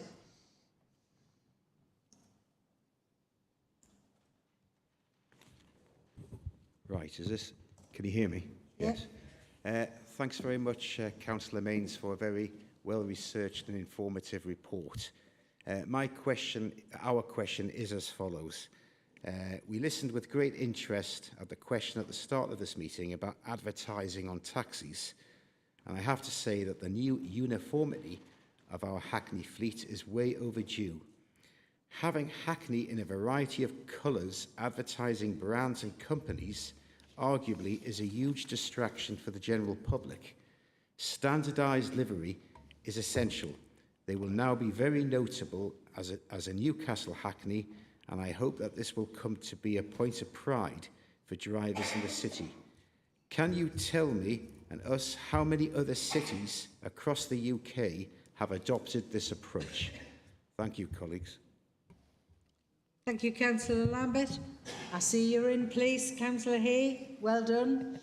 I was about to come to you as the seconder of the motion of the new policy. Reserved your right. Yes. Thank you. Thank you, Lord Mayor, and I'm pleased to second the proposed Hackney carriage and private hire licensing policy. This policy, which has been thoughtfully considered and consulted on, serves a vital purpose in enhancing the safety and protection of our citizens. As a council, our primary concern must be the safety and protection of our residents and those who are visiting our city. The need for this policy has been born out of a concerning rise in unlicensed vehicles picking up passengers in our city centre, putting vulnerable individuals at risk. The recent police operation known as Operation Redeemer identified numerous vehicles of concern and aimed to prevent sexual violence, particularly targeting lone women. During this operation, officers safeguarded 34 potentially vulnerable individuals, underscoring the need for decisive action. The changes proposed by the Hackney carriage and private hire licensing policy are straightforward but impactful. They create a clear distinction between Hackney carriages, private hire vehicles, and those illegally plying for trade, ensuring that passengers can easily identify licensed cars that have passed our stringent vetting process. This policy is a significant step towards enhancing public safety and combating the dangers posed by unlicensed and potentially dangerous individuals. It's important to stress that these changes are not unique to Newcastle, and they are not just about aesthetics. They are about safeguarding our community and have garnered support from various organisations, including Northumbria Police, the British Transport Police, Newcastle Pub Watch and other. Councillor Ferguson referred in his remarks to the GMB. I'm a GMB councillor, as is the leader, and I know a number of other councillors on this side of the chamber are. We've met with the GMB. We've spoken to the GMB, we've explained this policy, and their national officer has confirmed that there was a misunderstanding and they are now supporting us. The proposed policy was reported on by ITV News recently. During their report, ITV spoke with several women. Those interviewed spoke of their concerns and fears, particularly when travelling at night. Their words remind us that we are not merely implementing a policy, but working to create a safer and more inclusive city for all. Allow me to conclude by quoting Hannah, who was interviewed by ITV, and her words are far more powerful and resonate much more than anything that I can say. Hannah said, "Walking around in a community, we need to make a split-second decision. Is this man going to harm me? Am I going to get spiked? Is this man going to assault me? We need to feel safer and more confident. I think this is a great scheme so young women and women have the peace of mind to know that they are going to get home safely." In Hannah's voice, we find the true urgency and purpose behind this policy. Her words remind us of our responsibility to protect our citizens and visitors. Let us listen and make the right decision today by adopting the Hackney Carriage and private licensing policy. Thank you.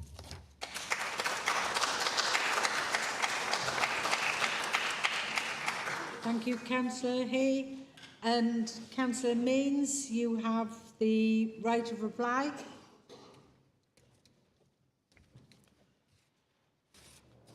Can I just check that? Has Councillor Donnelly finished his conversation?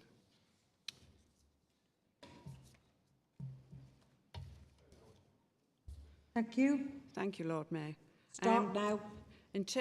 With regards to the questions from Councillor Claire Penny-Evans, yeah, I do share your concerns, which is why I believe this policy is essential for the city. I do think having a distinctive fleet and a system that requires drivers to log in so that operators know who they are picking up is essential. Taxis are crucial for our nighttime economy, and the council will commit to promoting this once the policy is through.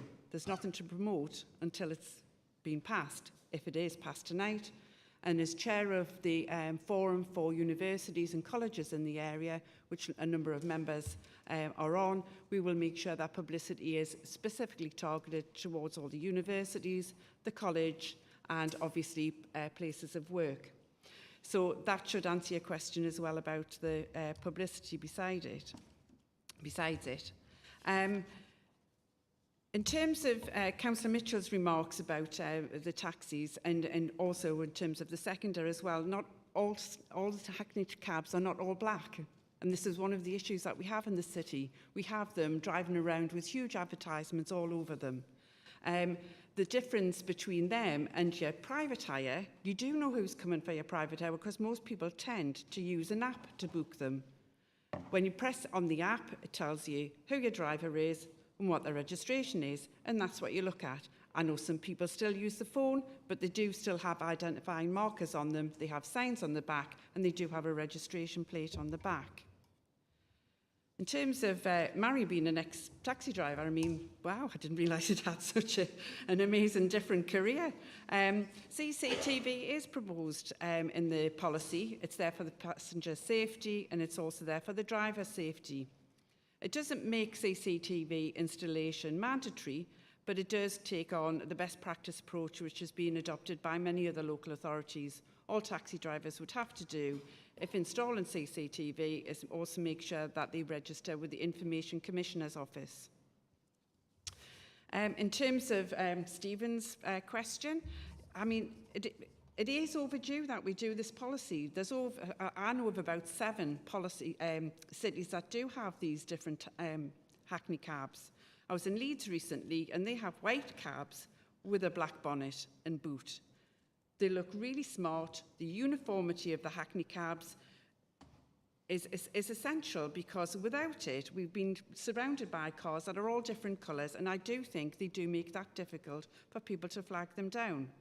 We've also worked very closely with the Disability Forum, who've said that the new livery will also provide improved recognition for people with a visual impairment. And I do hope that over time that taxi drivers will, be very proud of having such a distinctive Hackney carriage fleet.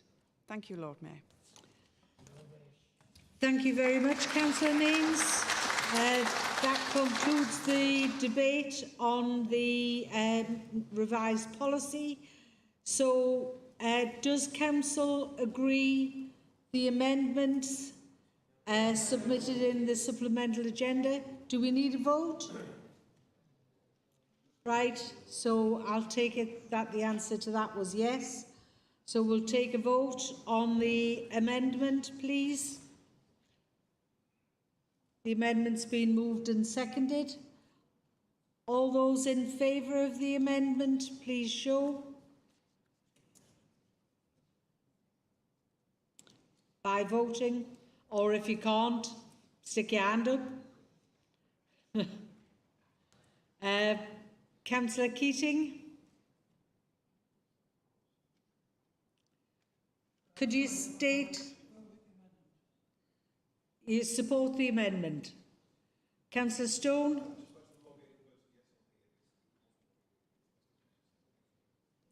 Councillor Mitchell? Yes. In support of the amendment? Is there any further? Sorry. Councillor, have I? You've managed? Okay. It's done. Right. Has anyone on this side hasn't been able to vote? Can't see any hands up. Okay, so the amendment is lost. So we're voting on the original report, which is agenda item 10A, Hackney Carriage and Private Hire Licensing Policy. All those in favour of that policy, please show. Please vote. Is it agreed? Sorry, do people want to vote? No, I'll take that as carried then.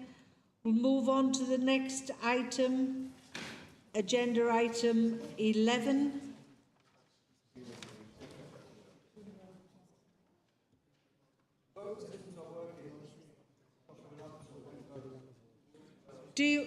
Well, I'll ask again.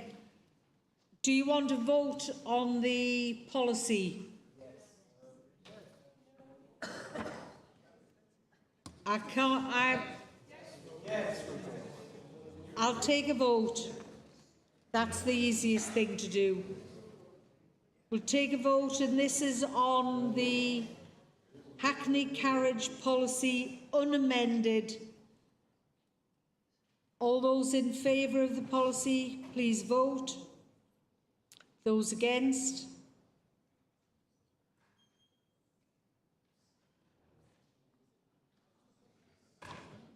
Is there anyone who wants their vote added? Councillor Keating? Abstain? Councillor Mitchell was no. Okay. Any further votes? No. In that case, the policy is carried, and we'll move on to agenda item 11, which is member questions. And members will recall that it was agreed previously that Councillor Chisholm would be able to ask his emergency question, and I will ask Councillor Chisholm to do that. And because it wasn't previously published, I think you will need to tell us what the question is, Councillor Chisholm, and I'll ask Councillor Byrne, if I can find her, yes, got her, to respond. Councillor Chisholm? Okay, take your time.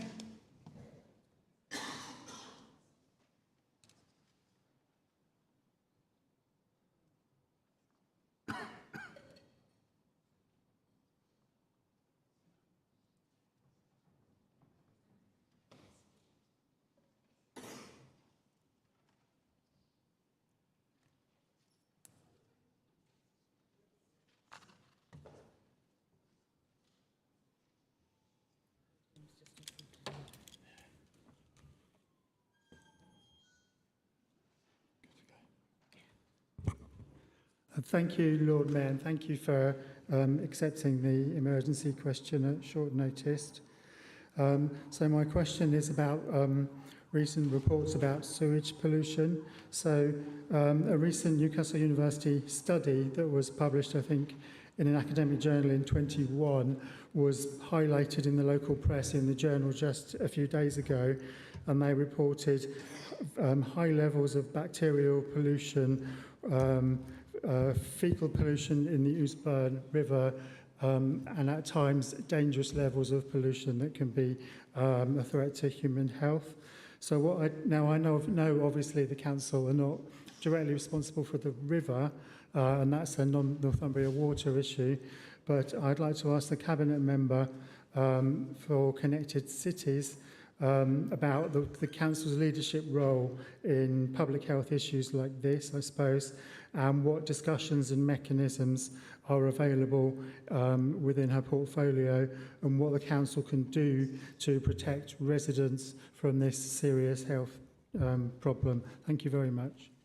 Thank you, Councillor Chisholm. Councillor Byrne, would you like to respond? Yes. If you would stay there, Councillor Chisholm, because you do have the opportunity to ask a supplementary question that you may want. Councillor Byrne? Thank you, Lord Mayor, and thank you, Councillor Chisholm, for your question. Councils work in partnership with local communities and other organisations, including the public, voluntary and community and private sectors, to develop a vision for their local area and to work collaboratively to improve services and quality of life for citizens. Elected councillors have a lead role in this process, and residents can be confident in the knowledge that we will act on the issues they care about and campaign on. Where the council is not directly responsible or accountable for a given issue or action, our leadership role is important in bringing together city stakeholders to work collaboratively to find solutions. The council can add great value to this process by injecting rigour and balance, ensuring that the evidence is looked at fairly and transparently. There are many established forums we use to do this for individual issues and at a citywide scale, and then in this instance I believe that a health scrutiny process would be an appropriate mechanism here. Scrutiny committees look at evidence to fully understand the complexity of issues and point to new solutions and innovative ways of working. They do this in public, allowing everyone with an interest to participate. I would encourage the Council to use the scrutiny process to bring together our city partners and those with responsibility for this issue to gather evidence for consideration and demonstrate their proactivity in working together to achieve the right solution for the residents of Newcastle. Councillor Nick Kemp, the leader of the Council, is meeting with the Environment Agency and Marine Management Organisation on Monday. The strategic approach by the Environment Agency to storm discharges will be raised with them at this point to find out their intended actions on this issue. So I hope that covers your question, Councillor Chisholm. Obviously, as Labour members, I'm sure we'll also be actively campaigning for a Labour government, because that is the only way that we will save our rivers and our seas. Thank you very much. Councillor Chisholm, do you have a supplementary question? Can I make a supplementary remark? It needs to be a question.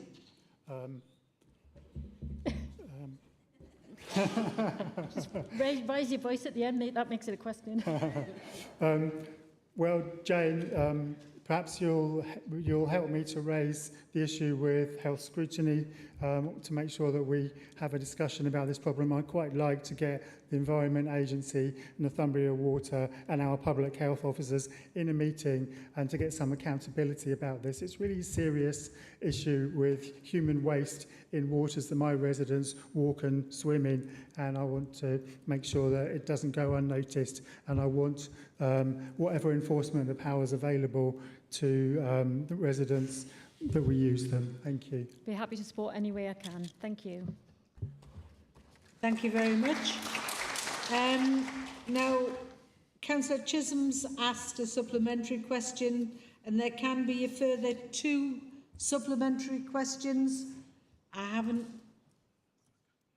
Councillor Campion. Thank you, Lord Mayor. Given that the issue of pollution in our rivers was first raised at the February 2022 meeting in a Liberal Democrat motion titled Save Our Rivers, will the Cabinet member please give a response, and I'll happily have it in email, on the work given to protect our rivers and the processes followed through after that motion. Thank you. Happy to do so. Thank you, Councillor Campion. Right, fine, okay. Thank you, Councillor Chisholm, for that emergency question. I will now move on to the 3 questions, member questions, that have been set out on the agenda for reply. Understanding orders, the questions have been deemed to have been put. And the first question is from Councillor Ashby, and I'll ask Councillor Kemp to respond. And Councillor Ashby, you have the chance to ask a supplementary question. Councillor Kemp. Thank you, Lord Mayor. Thank you, Councillor Ashby. I was indeed a member of the Task and Finish group. So, in response to your question, our learning from recent consultation experiences and the deliberations of the Task and Finish group on budget consultation methodology is already incorporated into the Council's consultation and engagement practices, as I'll set out now. So, following the publication of the Task and Finish group's findings, we have established a cross-council consultation and engagement working group which meets regularly during the year to review issues, provide a pool of knowledgeable officers whose experience can be drawn upon to support this work across all services, and provide a means for staff to coordinate consultation work to minimise duplication. We've refreshed guidance and support available to staff carrying out consultation and engagement work by the creation of both a post dedicated developing our consultation approach and supporting consultation work, and a new toolkit to provide online support and guidance to staff.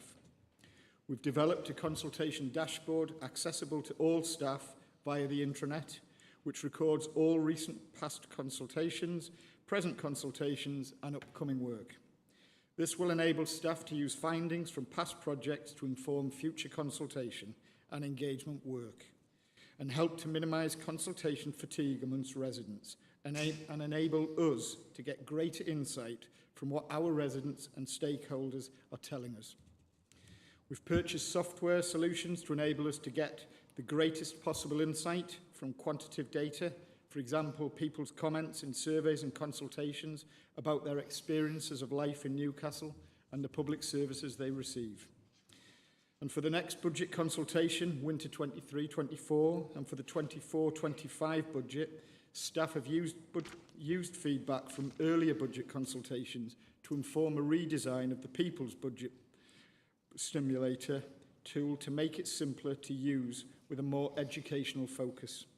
And following the Task and Finish group's recommendations to diversify engagement channels, staff are also looking at the very best way to include more public face-to-face engagement in the budget consultation. For example, stalls in the city centre to raise its profile and work better with those who prefer non-digital means of engagement. I would conclude in my first response that it's important not to confuse substantial volumes of responses to consultations as an issue with consultation procedures. It demonstrates the extent to which we are consulting and engaging with our residents. Thank you, Councillor Kemp. Councillor Ashby, you can ask a supplementary question. Yes, thank you for that detailed response, Councillor Kemp, and it's good to know that the work that was done by that Task and Finish group has been picked up in such a positive way. Part of the reason for asking the question was to see whether that work that's been done there is actually carrying through into other forms of consultation within the city. And I wonder if you could comment thereon. Genuine consultation is not a quick and easy box ticking, but it is the best way to get and keep the majority of people on side. They may not think the outcome perfect, but at least we'll know their concerns have been listened to and responded to. It's good to talk and equally to listen. I'm sure you'll agree that we're here to do things for the city and not to the city's residents. I concur with all of the second part of your comments. I'm not quite clear what the question was. Sorry, Councillor Ashby. The first part was, you described in detail that the work that's been carried forward into the consultation process, read the budget. I'm talking about... Sorry, beg your pardon. Okay. Yeah. So, yes, so I think, you know, It's an ongoing process, so the engagement and the development work which was undertaken regarding the inclusive economic strategy involved extensive consultation and engagement. The work around the development of an anti-poverty strategy, equally, it's writ large around consultation and engagement with all key stakeholders. And it's absolutely imperative, as Councillor Burns referenced, for the development of a movement strategy for the city, that every voice is heard and understood and the respective merits. And it's important about developing appropriate weighting to measure and input into the consultation process. And I think the key thing for learning for us all, and I think we had quite extensive discussions and dialogue regarding the Task and Finish group, is that clear distinction between consultation and engagement, and that's very key to us. Thank you. Thank you, Councillor Kemp. There can be two further questions. So question 1 from Councillor Mafembe and question 2 from Councillor Ferguson. And if you deal with them both at the end, please, Councillor Kemp. Councillor Mafembe. Thank you, Lord Mayor. Thank you, Councillor Kemp.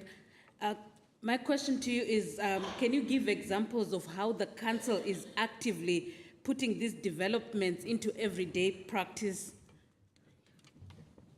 Thank you, Councillor Mafembe. Councillor Ferguson. Thank you, Lord Mayor. Could I please clarify what the difference is between consultation and a test of opinion exercise, as was referred to liberally at July's Cabinet meeting regarding the review of YHN? Thank you, Councillor Ferguson. I think directly, Councillor Ferguson, the point around it's a process and it's a technical term because it's a part of the legal requirement in the consultation, in the broad sense of the use of the term, about having a conversation with our residents. But the test of opinion is a legal process that must be adhered to before going through to whatever the decision we reach. So hopefully that's clarity, but I can give you a written response to give absolute certainty, so I've given you the exact definition. In response to the actual actions, I mean, I've referenced, as I say, examples around the inclusive economic strategy and the anti-poverty strategy, but I think looking at the actions that we've addressed, I think recent learnings from the North East Devolution consultation process and actually being built into the housing review, which we're undertaking currently, as Councillor Ferguson has helpfully tipped me towards. We are adopting the Task and Finish recommendations to promote inclusive information, sharing and producing introductory videos in British Sign Language and consultation materials in easy read format, supporting people with sensory impairments and learning disabilities. We are looking at how we identify work with our staff to ensure that stakeholder groups are well engaged with, so those different communities and constituent groups are understood and perhaps different approaches are addressed. So older people, people with disabilities, different communities within Newcastle, an understanding of where the language barriers may prevent engagement and consultation. So I think there's much work that's underway. My personal view is that this is something that will progress and develop over time. I don't suppose that we will ever get it perfect, but we'll continue to strive to do so. And I think it's just important to make it very clear that, you know, as I've said earlier, that every voice is heard and every individual feels that they are listened to and that they can understand how their voices, having been heard, the impact of that contribution. Thank you. Thank you, Councillor Kemp. And Councillor Mafembe, I've lost you. I think that was your maiden speech. Congratulations.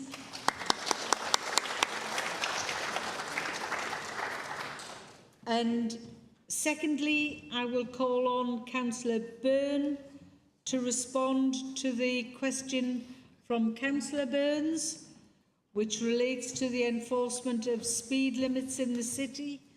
And Councillor Burns, you might want to think about asking a supplementary question. Councillor Byrne.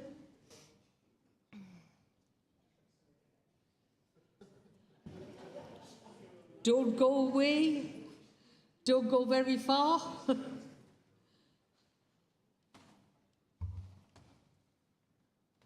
I'm putting my commitment to active travel into action tonight, I think. So, in response to Councillor Burns, yes, I do think that the council is working effectively with Northumbria Police. As part of the legal process for introducing new speed limit orders, Newcastle City Council consult with Northumbria Police, as well as other emergency service partners and a variety of other road user groups. Northumbria Police do not raise significant objections to the area-wide approach. Generally, Northumbria Police would prefer speed limits to be self-enforcing, i.e. that the character of the road lends itself to the designated speed limit. They may seek further measures, such as the introduction of physical traffic calming or other speed-reducing features if levels of compliance with the posted speed limit are low. Newcastle City Council works closely with Northumbria Police to monitor road safety on the highway network and identify areas where further attention may be required.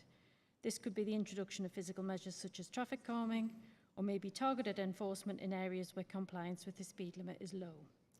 The Council provide a range of information to support requests for enforcement, such as speed survey data. Ultimately, the decision as to where and when to enforce speed limits rests with Northumbria Police to determine, rather than the City Council. We will, of course, be looking more broadly at speed limits as part of the movement strategy, which we have mentioned several times already tonight. I have to admit, Councillor Burns, I was a little bit puzzled by your question. So I have one for you. Sorry if that's breaking standing orders. Do you think there is a problem in the way that the council works with Northumbria Police? And if so, who have you raised it with? Thank you. I think to some degree, I'm not sure if I'm expected to respond to a question from my question. Maybe my supplementary question kind of, maybe that would shed some light. My supplementary question was, could you please clarify how road users are to understand that 20-mile-per-hour speed limit when there are situations where both advisory and mandatory signs are in place? So, for example, on Newton Road outside Jesmond Park Academy, we have both. So if we're looking at how effectively things can be enforced, how can we enforce something when there isn't clarity in the first place? Right, so obviously motorists to be driving should be able to understand road signage. If you are suggesting that there is an issue with any street where there is a conflicting road signage, then please draw that to my attention and we will review it. Perhaps I could send you a photo Please do. Of the situation. Okay. Thank you. Thank you, Councillor Byrne. And Councillor, sorry, if I ask this Councillor Byrne on this side, to ask your question of Councillor Burns so that a reply can be sent? Thank you, but I think it was answered in the supplementary. Yeah, okay, right, fine. I have two further questions on the oral question. The first one from Councillor Higgins, second one from Councillor Stone. So, Councillor Higgins, can you ask your question, please?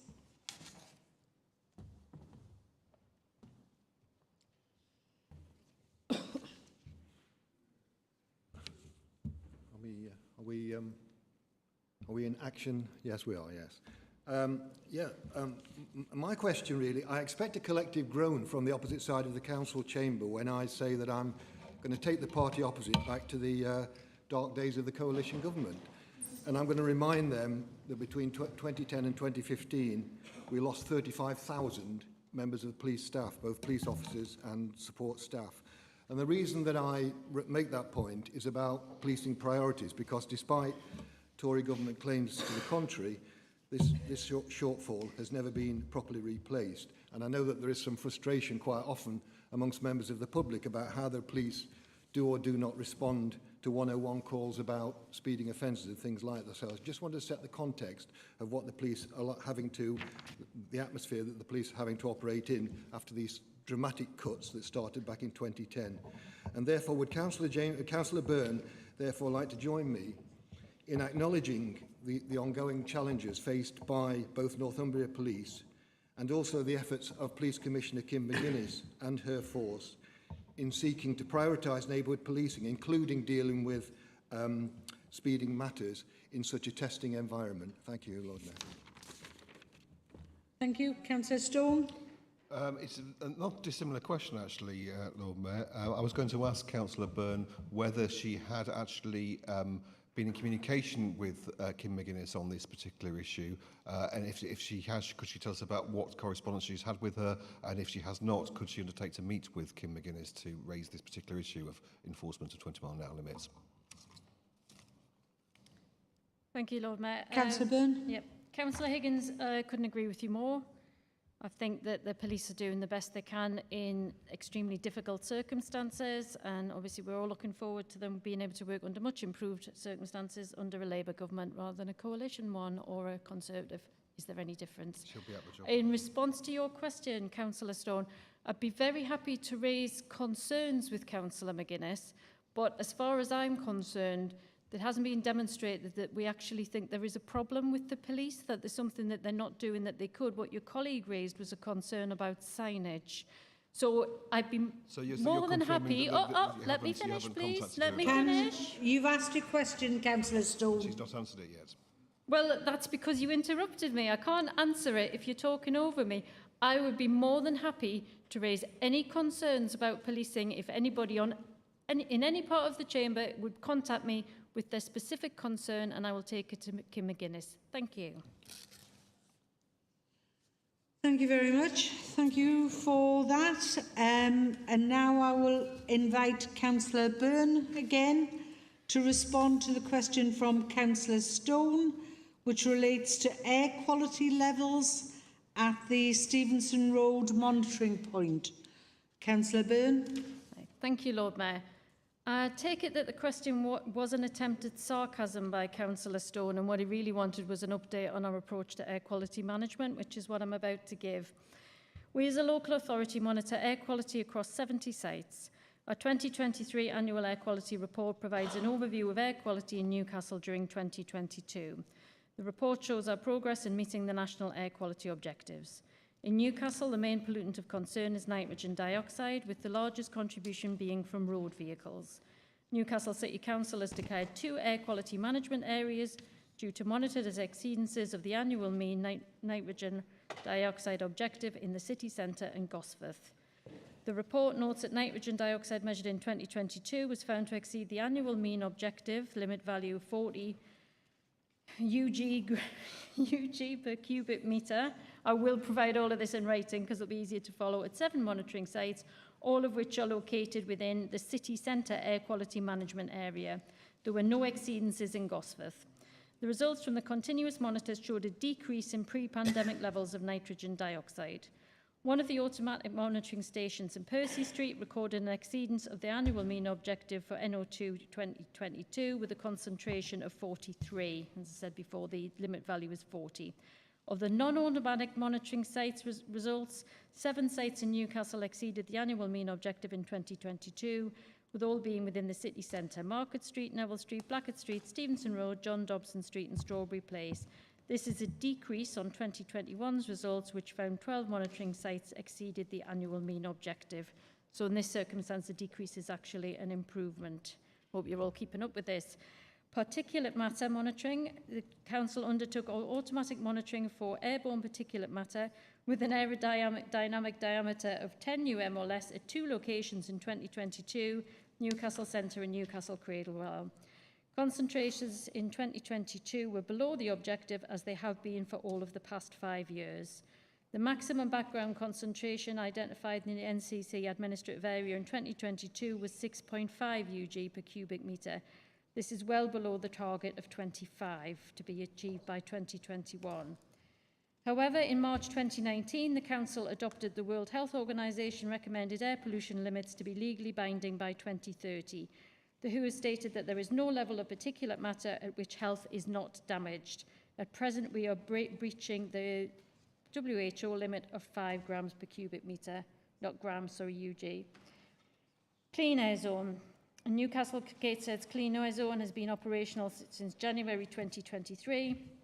The zone covers most of Newcastle city centre, including routes over the Tyne, Swing, Redruff and high-level bridges. Now the Clean Air Zone has been introduced, it will take 12 months to obtain results to allow a meaningful initial assessment to be made as to its effectiveness. We as a local authority are committed to our net zero goals and improving air quality through reducing unnecessary car use and encouraging active travel to improve the health and well-being of residents and their children. We will be discussing this more in the movement strategy, which I've already mentioned several times tonight. I would expect that the Liberal Democrats will continue to support us in our work on active travel, because nobody would ever catch a Lib Dem ditching their commitments in the interest of electoral advantage, would they? I asked particularly about DT81 monitoring points on Stevenson Road, and you haven't referred to that. Can you give me any particular statement about DT81 before I get into my supplementary question? Sorry, Councillor Stone, that's a supplementary question. No, that was asking for clarification on the questions I asked in the first place, Lord Mayor. Sorry, if you want to put that question, I put it in writing, Lord Mayor, in the council agenda. She will reply to DT81, please. By email. Right, I'll move on to my supplementary question. We've reached the guillotine. Point of order, Lord Mayor. Who's asking? I have the point to ask a supplementary question. Now, I was asking for a full response to the point about DT81 in the original question. So I demand my right to have my supplementary question as well. Thank you, Lord Mayor. Yeah, Lord Mayor, as you have confirmed, the guillotine has fallen. So I think it's one further speaker and a right to reply. So if Councillor Stone wishes to ask a supplemental question. Thank you, Lord Mayor. Thank you, Mr. Softly. My question was, can the Cabinet member justify why, given the air quality issues, particularly at Stevenson Road and point DT8 on monitoring point DT81 on the Coast Road corridor, the Council has not decided to include the Coast Road in the Clean Air Zone charging scheme, given that the air quality levels are identifiably in the Council's own air quality statement for this year shown to be higher there than in the city centre?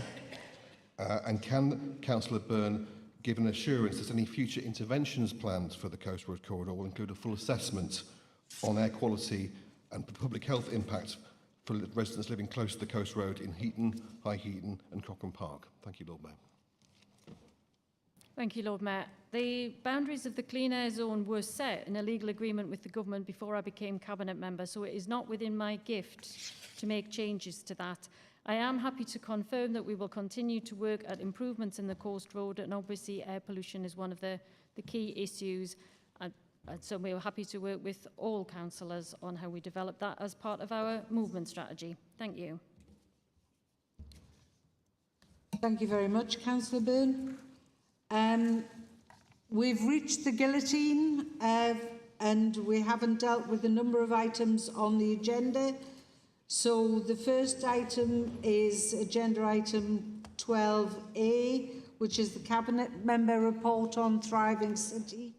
Does Council agree to receive the report, and any questions to the Cabinet Member can be dealt with by email? Does Council agree to receive the report? Thank you. Are the appointments agreed? Thank you. We'll deal with the motions. Newcastle's tree policy. Could I ask the mover whether they want to deal with it or defer it? Pardon? Defer. Right. Suicide awareness. Councillor Kilgour.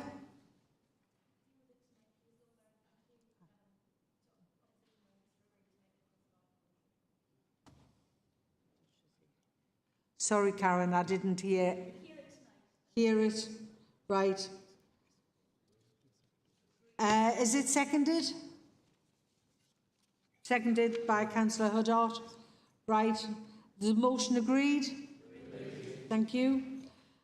Community pharmacy closures. Councillor Ave. Deal with it tonight? Right. There's an amendment. Is it seconded? Councillor Stone, I have down. Councillor Campion, right. Fine. I have an amendment from Councillor Kilgour. Moved. Seconded by Councillor Qureshi. Seconded. Right. Is the amendment agreed?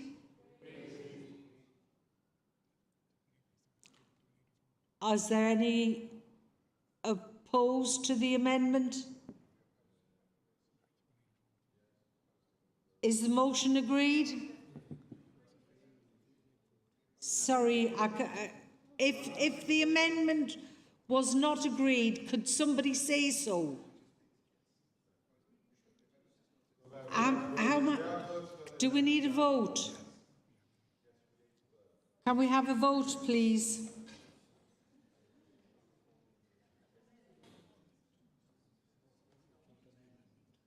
This is a vote on the amendment.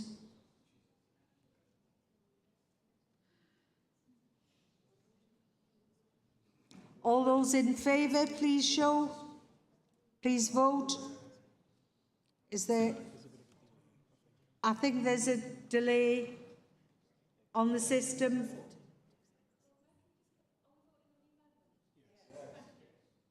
We're voting on the amendment on community pharmacy closures.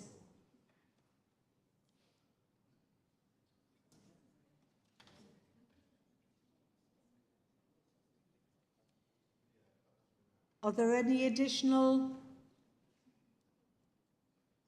votes to be taken? Is that a hand over there? Yes. Councillor Hunter? Yes. Yes? Right. Councillor Mitchell, fine. Thank you. So the amendment is carried. So can we vote on the substantive motion then, as amended? Those in favour? That's agreed. So the next one is Councillor Donnelly's motion on warding arrangements. You would like to defer it? Okay. Thank you. The next motion is on unsolved burglaries. Councillor Ferguson. Deal with it tonight. Deal with it. Right, is it seconded? Did somebody say yes? Yes, Councillor Ashby. Right, and there's an amendment has been received, which is to be moved by Councillor Mains. Was that moved? Yes, thank you. And seconded by Councillor Gray. Thank you. Is the amendment agreed? No? We'll take a vote. Just hold on. It's there. So this vote is on the amendment.